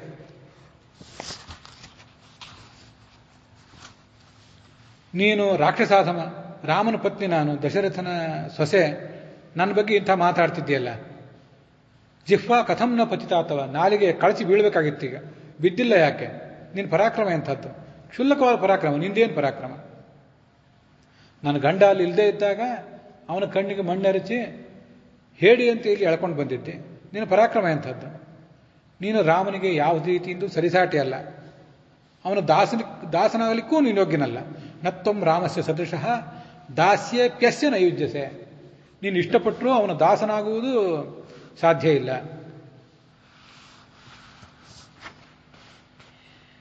ಅಪಿನ ಮೂಲರೂಪೇಣ ದ್ವಾರ್ಬಹಿ ಅವಸ್ಥಾನಮೇವ ನ ಅಂತರ್ದಾಸ್ಯ ಯೋಗ ಆಯ್ತು ಸೂಚಯತೆ.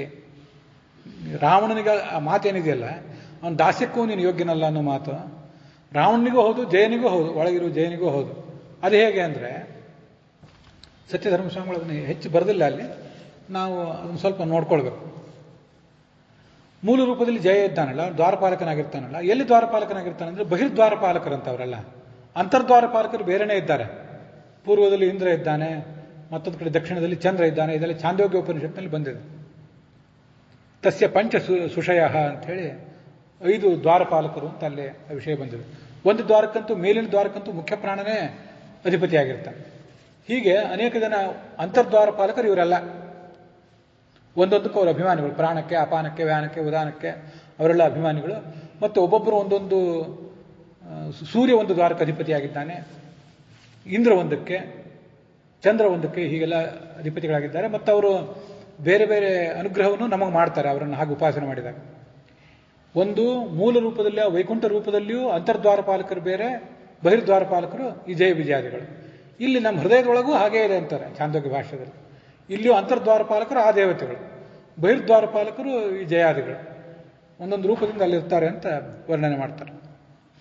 ಆದ್ದರಿಂದಲೇ ಸಾಧ್ಯ ಆದರೆ ದೇವ ಪೂಜೆ ಮಾಡುವಾಗ ಜಯ ವಿಜಯ ಅಂತ ದ್ವಾರಪಾಲಕರನ್ನೆಲ್ಲ ನೆನಪು ಮಾಡ್ಕೋತೀವಲ್ಲ, ಹಾಗೆ ಈ ಕೆಲವು ದೇವತೆಗಳನ್ನು, ಇಂದ್ರ ಚಂದ್ರ ಮೊದಲಾದ ದೇವತೆಗಳಿದ್ದಾರಲ್ಲ, ಅವರನ್ನು ಕೂಡ ಪ್ರಾಣಾತ್ಮನೆ, ಚಂದ್ರ ಅಲ್ಲಿ ಯಶಸ್ಸನ್ನು ಕೊಡ್ತಾನೆ, ಮತ್ತೊಬ್ಬ ಬ್ರಹ್ಮವರ್ಚಸ್ಸನ್ನು ಕೊಡ್ತಾನೆ, ಅಗ್ನಿ ಅಂತ ಹೀಗೆಲ್ಲ ಅವ್ರದ್ದು ವರ್ಣನೆ ಇದೆ. ಸಾಧ್ಯ ಆದರೆ ಆ ದೇವತೆಗಳನ್ನು ಕೂಡ ನೆನಪು ಮಾಡಿಕೊಳ್ಳೋದು ಒಳ್ಳೆಯದು. ಅಂತರ್ದ್ವಾರಪಾಲಕರು, ಬಹಿರ್ದ್ವಾರಪಾಲಕರು. ನಿನಗೆ ದಾಸ್ಯವೂ ಸಿಗೋದಿಲ್ಲ ಅಂದರೆ, ರಾವಣನಂತೂ ದುಷ್ಟ ಆದ್ರಿಂದ ಅವನಿಗೆ ದಾಸ್ಯ ಸಿಗೋದಿಲ್ಲ, ದುಷ್ಟ ದೈತ್ಯನಿಗೆ. ಒಳಗಿರುವ ಜಯನಿಗೂ ಕೂಡ ಅಂತರ್ದಾಸ್ಯ ಸಿಗೋದಿಲ್ಲ, ಬಹಿರ್ದಾಸ್ಯ ಮಾತ್ರ ಇರ್ತದೆ ಅಂತ ಬರೀತಾರೆ ಸತ್ಯಧರ್ಮ ಸ್ವಾಮಿಗಳು. ಅದಕ್ಕಾಗಿ ಅದನ್ನು ಸ್ವಲ್ಪ ವಿಸ್ತರಿಸಿದೆ ಅಷ್ಟೆ. ಹೀಗಾದಾಗ ಅವನಿಗೆ ಸಿಟ್ಟು ಬಂತು. ದಾಸನಾಲಿಕೋ ಅಯೋಗ್ಯ ಅಂತ ಹೀಗೆ ಹೇಳಿದಾಗ, ಯಜ್ಞೀಯ ಸತ್ಯವಾದೀ ಚ ರಣಶ್ಲಾಘೀ ಚ ರಾಘವ. ಯಜ್ಞೀಯ ಅಂದರೆ ಯಾಗದೀಕ್ಷಿತ ಅಂತ ಅದಕ್ಕೆ ಅರ್ಥ, ಅಲ್ಲಿ ನಮ್ಗೆ ಕಾಣಿಸುವಂಥ ಅರ್ಥ. ಅಥವಾ ಯಜ್ಞಕ್ಕೆ ಸಂಬಂಧಪಟ್ಟವನು. ಜೀವನ ಅನ್ನೋದೊಂದು ಯಜ್ಞ, ಆ ಯಜ್ಞವನ್ನೇ ಸ್ವೀಕಾರ ಮಾಡಿದವನು. ಯಾರು ಯಜ್ಞವನ್ನು ಮಾಡ್ತಾರೆ ಅವರ ಪಾಲಿಗೆ ಒಲಿಯುವಂಥವನು. ಅವನು ರಾವಣ ಕೋಪ ಮಾಡಿಕೊಂಡು ಅವಳನ್ನು ಕೊಲ್ಲಿಕ್ಕೆ ಅಂತಲೇ ಹೋದ. ಆವಾಗ ಅಲ್ಲಿದ್ದ ಸ್ತ್ರೀಯರಿಗೆಲ್ಲ ಹೆದರಿಕೆ ಆಯಿತು. ಆಗ ಅಲ್ಲಿದ್ದವಳು ಒಬ್ಬಳು ಪತ್ನಿ ಹೊರಗೆ ಬಂದಳು. ಸ್ತ್ರೀಣಾಂ ಮಧ್ಯ ಸಮುತ್ಪತ್ಯ ತಸ್ಯ ಭಾರ್ಯ ದುರಾತ್ಮನಃ ವರ ಅಮಂದೋದರಿ ನಾಮ ಯಯಾಸ ಪ್ರತಿಷೇಧಿತ. ಅವಾಗ ಬಂದವಳು ಯಾರು? ಮಂದೋದರಿನ ಅಮಂದೋದರಿನ ಅಂತ ಒಂದು ಜಿಜ್ಞಾಸೆ. ಅದನ್ನು ಸತ್ಯಧರ್ಮ ಸ್ವಾಮಿಗಳು ಹೇಳಿದಂತೆ ಹೀಗೆ ನಾವು ತಿಳ್ಕೊಳ್ಳೋಣ. ಇಲ್ಲಿ ನೋಡಿದರೆ ಮಂದೋದರಿನೇ ಬಂದು ಸುಖ ಪಡುವುದಾಗಿದ್ರೆ ನನ್ನ ಜೊತೆ ಬಾ, ಇವಳನ್ನು ಒಲ್ಲದವಳು ಮನಸ್ಸಿನವಳು, ಇವಳನ್ನ ಕಟ್ಕೊಂಡು ಏನು ಮಾಡ್ತೀನಿ ಅಂತ ಹೇಳಿದ್ದು ಅಂತ ಕಾಣಿಸ್ತದೆ. ವಸ್ತುತಃ ಅಲ್ಲಿ ಮಂದೋದರಿ ಬಂದಿಲ್ಲ. ಪೂರ್ವಂ ಧಾನ್ಯ ಮಾಲಿನ್ಯ ನಿಷಿದ್ಧತ್ವ ಕಥಮಿದಾನೀಮೇವ ಮುಕ್ತಿ ರೀತಿ ಪರಾಸ್ತಂ. ಸತ್ಯಧರ್ಮ ಸ್ವಾಮಿಗಳು ವ್ಯಾಖ್ಯಾನ ಮಾಡ್ತಾರೆ. ಹಿಂದೆ ಧಾನ್ಯ ಮಾಲಿನ್ಯ ಬಂದಿದ್ಲು, ಈ ರಾವಣನಿಗೆ ಸಮಾಧಾನ ಮಾಡಿದ್ಲು ಅಂತ ಬಂದಿತ್ತು. ಮತ್ತು ಈಗ ಮಂದೋದರಿ ಬಂದ್ಲು ಅಂತ ಹೇಗೆ ಹೇಳ್ತೀರಿ ಅಂದರೆ, ಇಲ್ಲಿ ಮಂದೋದರಿ ಅಂತ ತಿಳ್ಕೋಬೇಡಿ, ಅಮಂದೋದರಿ. ಮಂದೋದರಿಗಿಂತ ಭಿನ್ನಳಾದ ಮತ್ತೊಬ್ಬಳು ಪತ್ನಿ ಧಾನ್ಯ ಮಾಲಿನಿ, ಅವಳು ಬಂದು ರಾವಣನಿಗೆ ಸಮಾಧಾನ ಹೇಳಿದ್ಲು ಅಂತ ತಿಳ್ಕೊಳ್ರಿ ಅಂತ ಹೀಗೆ ಒಂದು ಅರ್ಥ ಬರೀತಾರೆ. ಎರಡೂ ಅರ್ಥ ಬರೀತಾರೆ. ಎರಡೂ ಅರ್ಥ ಬರೋದು ಹೀಗೆ ಹೇಳ್ತಾರೆ.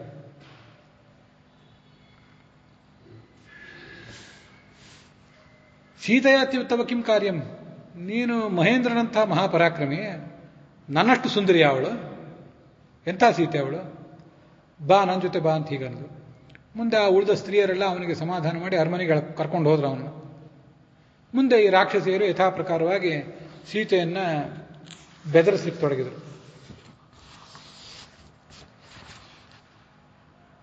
ಸ್ವಲ್ಪ ಹೊತ್ತಾದ್ಮೇಲೆ ಎಷ್ಟು ಗರ್ಜಿಸಿದ್ರು ಅವಳೇನು ಮಣಿಲಿಲ್ಲ. ಹೋಗಿ ಅವಳು ಮಣದಿಲ್ಲ ಅಂತಂದ್ರೆ ಮತ್ತೆ ರಾವಣನಿಗೆ ಹೋಗಿ ತಿಳಿಸಿದರು. ಕೊನೆಗೆ ಎಲ್ಲ ಕೆಲಸ ಬಿಟ್ಟು ಬಂದು ಮಲ್ಕೊಂಡ್ರು. ಇವಳು ಗೋಳಾಳಿಗೆ ತೊಡಗಿದ್ಲು. ಆಗ ತ್ರಿಜಟ ಅನ್ನೋ ರಾಕ್ಷಸಿ ಇದ್ಲು. ಅದು ಹಿಂದೆ ಬಂದಿದೆ ಪ್ರಾಯ, ಈಗ ಇನ್ನೊಂದ್ಸರಿ ಬಂದಿರೋದ್ರಿಂದ ಹೇಳಬೇಕಾಗಿದೆ. ಆತ್ಮಾನಂ ಖಾದತ ಕ್ಷಿಪ್ರಂ ನ ಸೀತಾ ವಿನಶಿಷ್ಯತಿ. ನೀವೇನಾರು ಸೀತೆಯನ್ನು ತಿಂದು ಬಿಡ್ತೀನಿ, ಹುರಿದು ಬಿಡ್ತೀನಿ, ಕರೆದು ಬಿಡ್ತೀನಿ ಅಂತ ಏನೇನೋ ಭಯಪಡಿಸ್ತಿದ್ದೀರಲ್ಲ, ನೀವೇನು ಸೀತೆಗೆ ಭಯಪಡಿಸೋದು? ತಿಂತೀರಾ? ನಿಮ್ಮನ್ನೇ ತಿನ್ಕೊಳ್ರಿ ಬೇಕಾದ್ರೆ. ನಿಮ್ಮ ಆತ್ಮಾನಂ ಖಾದತ ಅಂತ ಹಾಗೆ ಶಬ್ದ ಇದೆ.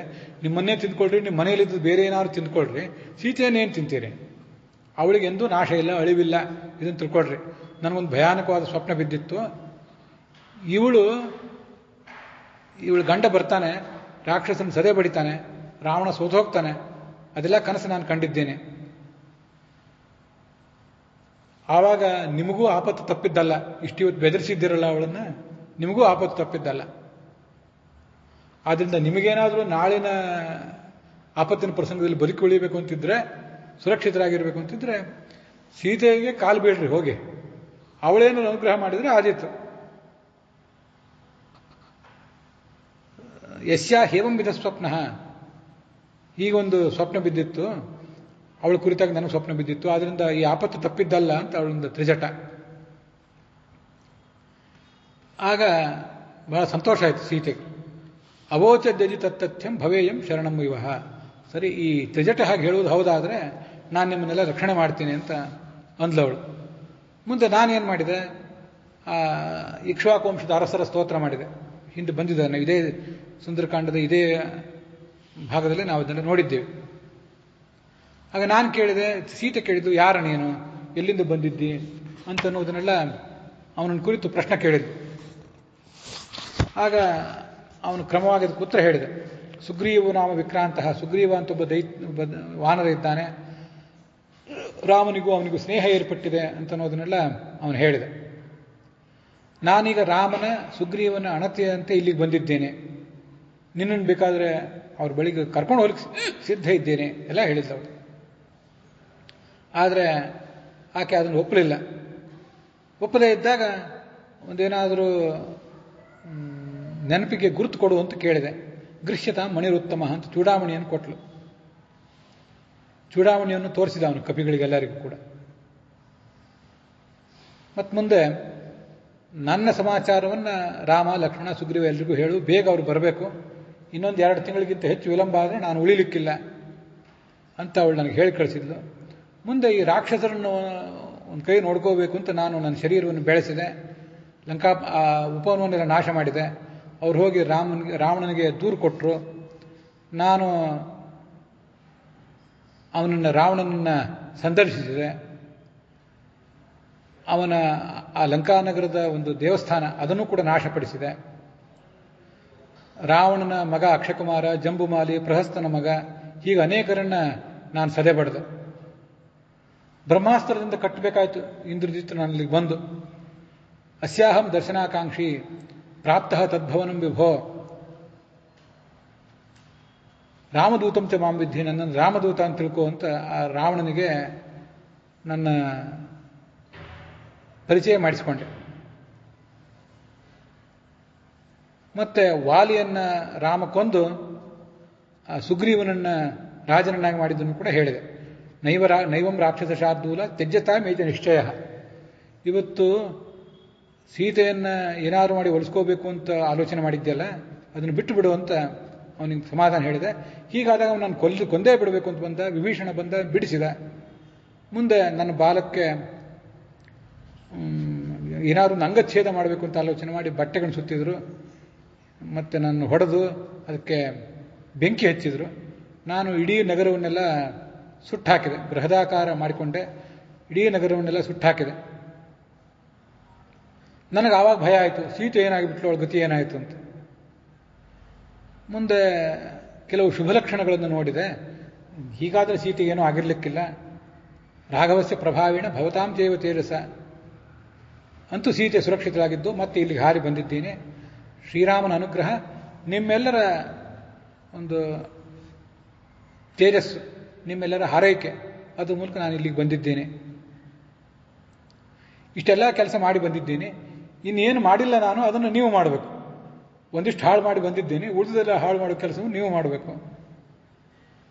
ಆಗ ಮುಂದೆ 59ನೇ ಸರ್ಗದಲ್ಲಿ ಹನುಮಂತ ಎಲ್ಲ ವಿಷಯ ಹೇಳಿದ. ಅವರು ಮತ್ತು ಕೆಲವು ವಿವರಗಳನ್ನೆಲ್ಲ ಕೇಳ್ತಾ ಇದ್ರಲ್ಲ, ಮತ್ತಷ್ಟು ಮಾತುಗಳನ್ನು ಅವರಿಗೆ ಸಮಾಧಾನಕ್ಕಾಗಿ ಹೇಳಿದೆ. ಸೀತೆಯ ಪಾತಿವೃತ್ಯವನ್ನು ಕಂಡು ನನಗೆ ಬಹಳ ಸಂತೋಷ ಅನಿಸ್ತು. ಇಲ್ಲಿಯವರೆಗೆ ಶ್ರೀರಾಮ ಪ್ರಯತ್ನ ಪಟ್ಟದ್ದು, ಸುಗ್ರೀವ ತೋರಿಸಿದ ಉತ್ಸಾಹ, ಸೀತೆಯನ್ನು ಹುಡುಕಿಸ್ಲಿಕ್ಕಾಗತ್ತೆ ತೋರಿಸಿದ ಉತ್ಸಾಹ, ಅದೆಲ್ಲ ಸಫಲ ಆಯಿತು. ಅವಳಿಗೆ ಸಮಾನವಾದ ಚಾರಿತ್ರ್ಯ ಇನ್ನು ಜಗತ್ತಿನಲ್ಲಿ ಎಲ್ಲೂ ಇರೋದು ಸಾಧ್ಯ ಇಲ್ಲ. ತಪಸ್ಸಿನ ಪ್ರಭಾವದಿಂದ 3 ಲೋಕವನ್ನು ರಕ್ಷಿಸುವ ಶಕ್ತಿ ಅವಳದು. ಸರ್ವಥಾ ಅತಿ ಪ್ರವೃದ್ಧೋತ್ಸವ ರಾವಣವು ರಾಕ್ಷಸೇಶ್ವರ. ಅವನು ಮಹಾತಪಸ್ವಿನೇ, ಅವನೇನು ಕಡಿಮೆ ಅವನಲ್ಲ ರಾವಣ. ಯಾಕೆಂದರೆ ಬೇರೆ ಯಾರಾದರೂ ಆಗಿದ್ದರೆ ಸೀತೆಯನ್ನು ಮುಟ್ಟಿ ಇಟ್ಟೊತ್ತಿಗೆ ಸುಟ್ಟು ಬೂದಿಯಾಗಿ ಹೋಗಬೇಕಾಗಿತ್ತು. ಅವನಾಗಿಲ್ವಲ್ಲ, ಆಗಿಲ್ಲ ಅನ್ನೋದು ಅವನದು ಒಂದು ಶಕ್ತಿಯನ್ನು ತೋರಿಸ್ತದೆ ಅಂದ.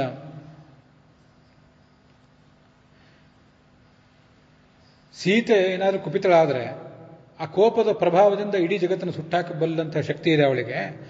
ಅವಳು ಮಾಡುವ ವಿನಾಶವನ್ನು ಅಗ್ನಿಗೂ ಮಾಡಲಿಕ್ಕೆ ಸಾಧ್ಯ ಇಲ್ಲ, ಅಂಥ ಕೋಪ ಅವಳು.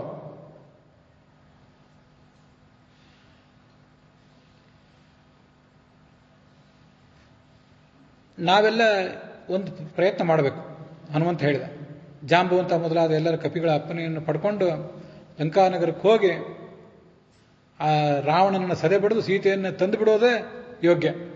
ಆಮೇಲೆ ರಾಮಲಕ್ಷ್ಮಣರನ್ನು ಭೇಟಿಯಾಗೋಣ ಅಂತ ಒಂದ್ಸರಿ ಆಲೋಚನೆ ಹೇಳಿದ ಹನುಮಂತ.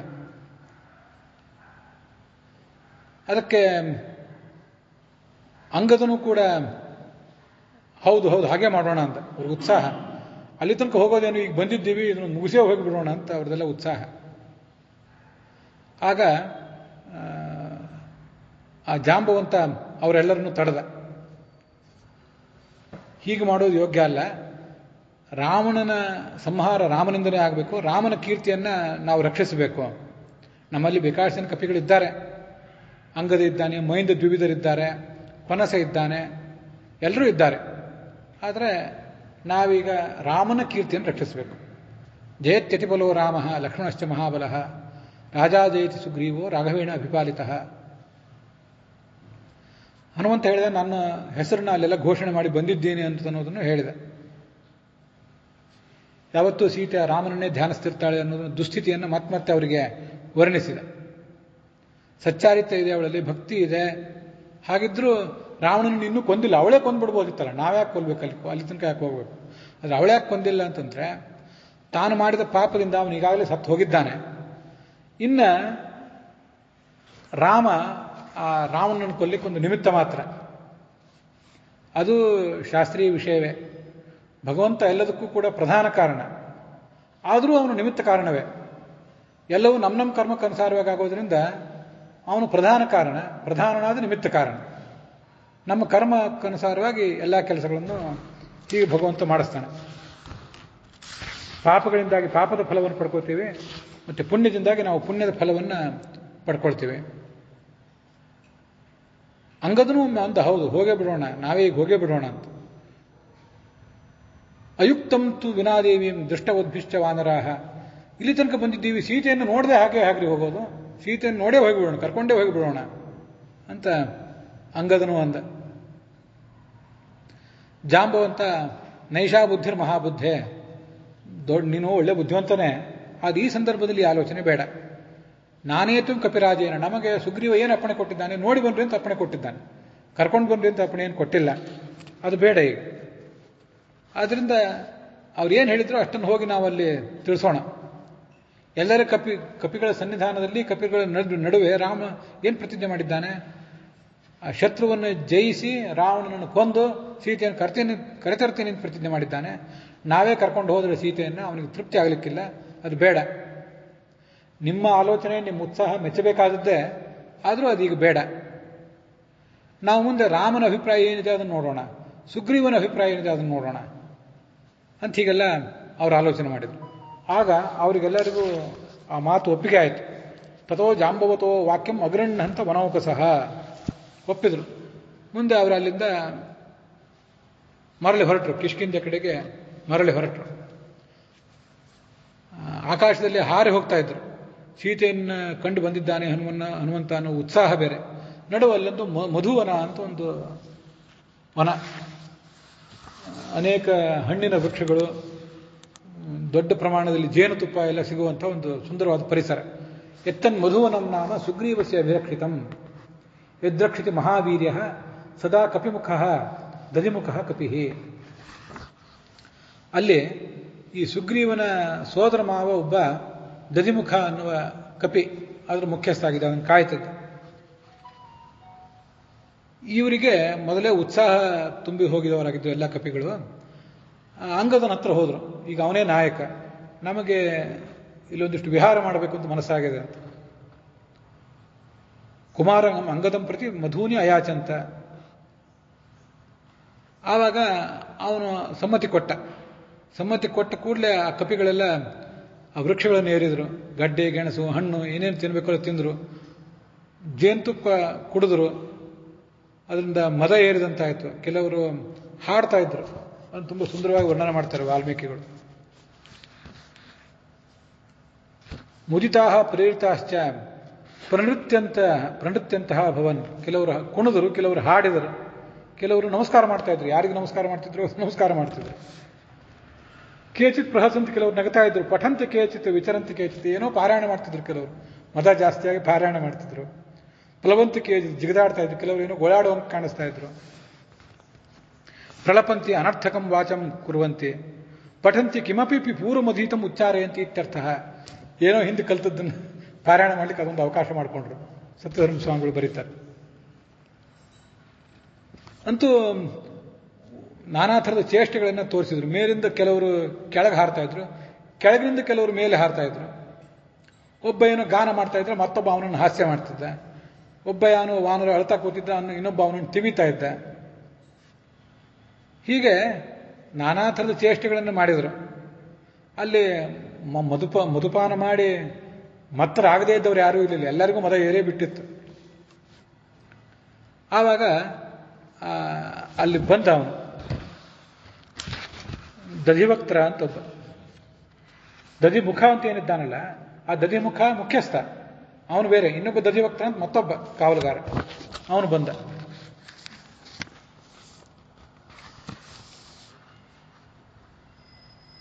ದಧಿವಕ್ತ್ರ ನಾಮ ನಿವಾರಯಾಮಾಸ ಕಪೀನ್ಸ್ತದ. ಅವನು ಬಂದು ಕೆಲವರನ್ನ ತಡೆದ, ಸೌಮ್ಯವಾದ ಮಾತುಗಳಿಂದ ತಡೆದ, ಕೆಲವ್ರನ್ನ ಬಡ್ದ. ಆದರೆ ಇವರು ಕೇಳಲಿಲ್ಲ. ಅನುವಾದಗಳನ್ನು ಗಮನಿಸುವ ಕೆಲವು ಕಡೆ ಸರಿಯಾಗಿ ಗಮನಿಸಬೇಕು. ದಧಿಮುಖ ಅಂಥೇಳಿ ಈ ಸುಗ್ರೀವನ ಸೋದರ ಮಾವ, ದಧಿವಕ್ತ್ರ ಅನ್ನೋನು ಒಬ್ಬ ಸಾಮಾನ್ಯ. ಇವರು ದಧಿವಕ್ತ್ರ ಅನ್ನೋದನ್ನೇ ದಧಿಮುಖ ಅಂತಲೇ ಮತ್ತೆ ಅನುವಾದ ಮಾಡಿದ್ದಾರೆ ಕೆಲವು ಕಡೆ. ಅದು ಸರಿಯಲ್ಲ. ಇನ್ನೂ ಆ ನಾಯಕ ಇಲ್ಲಿ ಪ್ರವೇಶ ಮಾಡೇ ಇಲ್ಲ. ಸುಗ್ರೀವನ ಸೋದರ ಮಾವ, ಅವನಿಗೆ ಇನ್ನೂ ಈ ಸುದ್ದಿ ತಲುಪಿಲ್ಲ. ಅವನು ಅಲ್ಲೆಲ್ಲೋ ದೂರ ಇದ್ದಾನೆ, ಅದೇ ಪರಿಸರದಲ್ಲಿ ದೂರ ಇದ್ದಾನೆ. ಈಗ ಬಂದವನು ಇನ್ನೂ ಕಾವಲುಗಾರ ಮಾತ್ರ. ಆದರೆ ಇವರೆಲ್ಲ ಬಿಡಲಿಲ್ಲ. ಅವರು ಅವನನ್ನು ಯಾರು ಕಪಿಗಳನ್ನು ತಡೆಯುವುದಾಗಲಿಲ್ಲ ಅವರಿಗೆ. ಅವ್ರಿಗೇನು ಭಯವೂ ಇರಲಿಲ್ಲ. ಈ ಅಂಗದನ ಬೆಂಬಲ ಬೇರೆ. ಅವನ್ನೇ ಹಿಡಿದು ಎಳೆದಾಡಿದ್ರು, ಅವನ ಅಂಗಾಂಗಗಳನ್ನು ಕಚ್ಚಿ ಬಿಸಾಕಿದ್ರು, ತೊಂದರೆ ಮಾಡಿದ್ರು ಅವನಿಗೆ. ಅಂತೂ ನೋಡ್ಲಿಕ್ಕೆ ಅಂದದಿಂದ ಕೂಡಿದ್ದಂಥ ಆ ಮಧುವನವನ್ನೆಲ್ಲ ಪೂರ್ಣ ನಾಶಪಡಿಸಿಬಿಟ್ರು. ಆಗ ಆ ಹನುಮಂತ ತನ್ನ ಸಂಗಾತಿಗಳಿಗೆ ಹೇಳಿದೆ, ಆಯಿತು, ನಿಮ್ಮನ್ನು ಅವರೇನೋ ಕಾವಲುಗಾರರು ತಡಿಲಿಕ್ಕೆ ಬಂದಿದ್ದಾರೆ, ನೀವೇನು ವಿಚಾರ ಮಾಡಬೇಡಿ. ನಿಮ್ಗೆ ಯಾರು ಶತ್ರುಗಳು ಏನಾದ್ರು ತೊಂದರೆ ಕೊಡ್ಲಿಕ್ಕೆ ಬಂದರೆ ನಾನು ಅದನ್ನು ನೋಡ್ಕೊಳ್ತೇನೆ. ಯೂಯಂ ಮಧು ಸೇವತ ವಾನರಾಹ, ನೀವು ಬೇಕಾದಷ್ಟು ಮಧುಪಾನ ಮಾಡಿರಿ, ಜೇನುತುಪ್ಪ ಕುಡಿಯಿರಿ ಅಂತ ಹನುಮಂತನೂ ಹೇಳಿದೆ. ಹಿಂದೆ ಅಂಗದ ಹೇಳಿದ್ದ, ಈಗ ಹನುಮಂತನೂ ಹೇಳಿದೆ. ಇವತ್ತು ಕಾರ್ಯ ನಮ್ಮದು ಯಶಸ್ವಿಯಾಗಿದೆ, ಇವರೆಲ್ಲ ಇಷ್ಟು ಹರ್ಷಚಿತ್ತರಾಗಿದ್ದಾರೆ, ಇವ್ರು ಯಾಕೆ ನಾವು ತೊಂದರೆ ಕೊಡಬೇಕು? ಅವ್ರೇನು ಮಾಡ್ತಾರೆ ಅದು ಮಾಡಲಿ. ಹನುಮಂತನೇನು ಅಪ್ಪಣೆ ಕೊಟ್ಟ ಮೇಲೆ ನಮಗೆ ಇನ್ಯಾರು ತಡೆಯುವರು ಅಂತ ಭಾರಿ ಉತ್ಸಾಹದಿಂದ ಅಂಗದನಿಗೆ ಜಯಕಾರ ಹಾಕಿದರು. ಸಾಧು ಸಾಧ್ವಿತ ಸಂಪೃಷ್ಟಾಹ ಪೂಜಯಿತ್ವ ಅಂಗರಂ ಸರ್ವೇ ವಾನರಾಹ ವಾನರಷಭಂ. ಮತ್ತೆ ಅವರೆಲ್ಲ ಅಲ್ಲಿ ಬಂದಿದ್ದಂಥ ಆ ಕಾವಲುಗಾರನೆಲ್ಲ ಕೆಲವರನ್ನ ಬಂಧಿಸಿ ಇಟ್ಬಿಟ್ರು, ಅವ್ರಿಗೇನೂ ಮಾಡ್ಲಿಕ್ಕೆ ಬರದಂತೆ. ರಸವತ್ತಾದ ಹಣ್ಣುಗಳೆಲ್ಲ ಕಿತ್ತು ನಾಶಪಡಿಸಿದರು.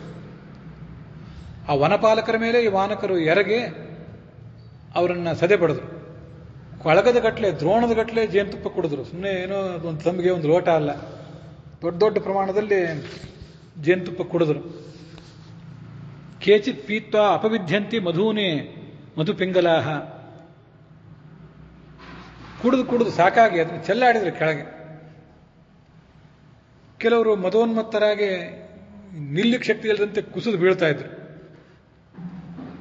ಇನ್ನು ಕೆಲವರು ಉನ್ಮತ್ತ ವೇಗಾಹ ಪ್ರವಗಾಹ, ಕೇಚಿತ್ ಕ್ಷೇಲಾಂ ಪ್ರಕುರುವಂತೆ ಕೇಚಿತ್ ಕೂಜಂತೆ, ಏನೋ ಪಕ್ಷಿಗಳಂತೆ ಕೆಲವರು ಗಾನ ಮಾಡ್ತಾ ಇದ್ರು.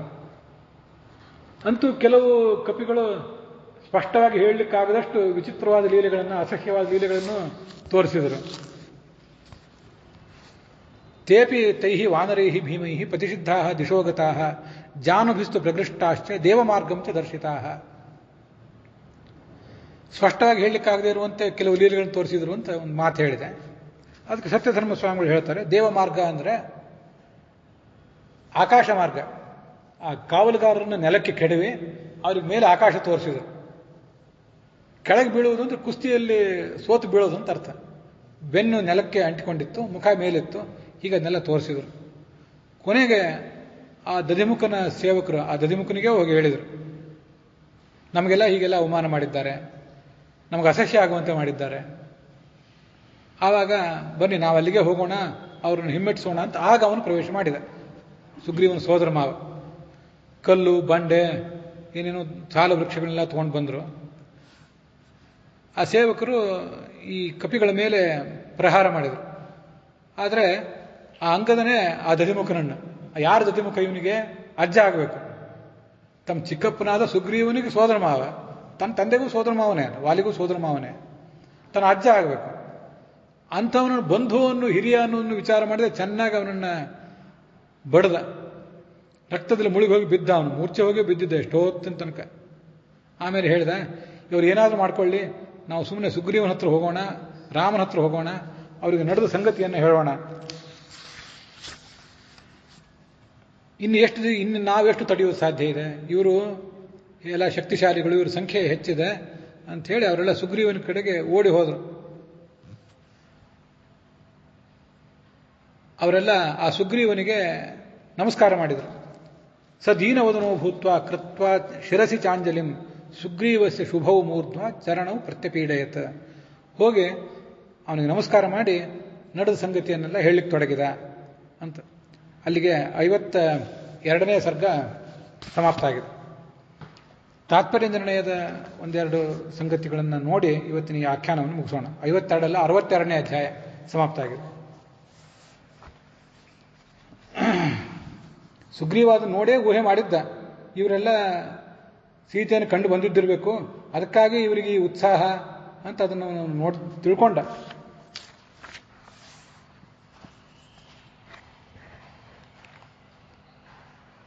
ವಿಲಂಘ್ಯ ಚಾರಣವಂ ಪುನಃ ಸ್ವಜಾತಿಭಿ ಪ್ರಪೂಜಿತಃ ಪ್ರಭಕ್ಷ್ಯ ವಾನರೇಶಿತು ಮಧು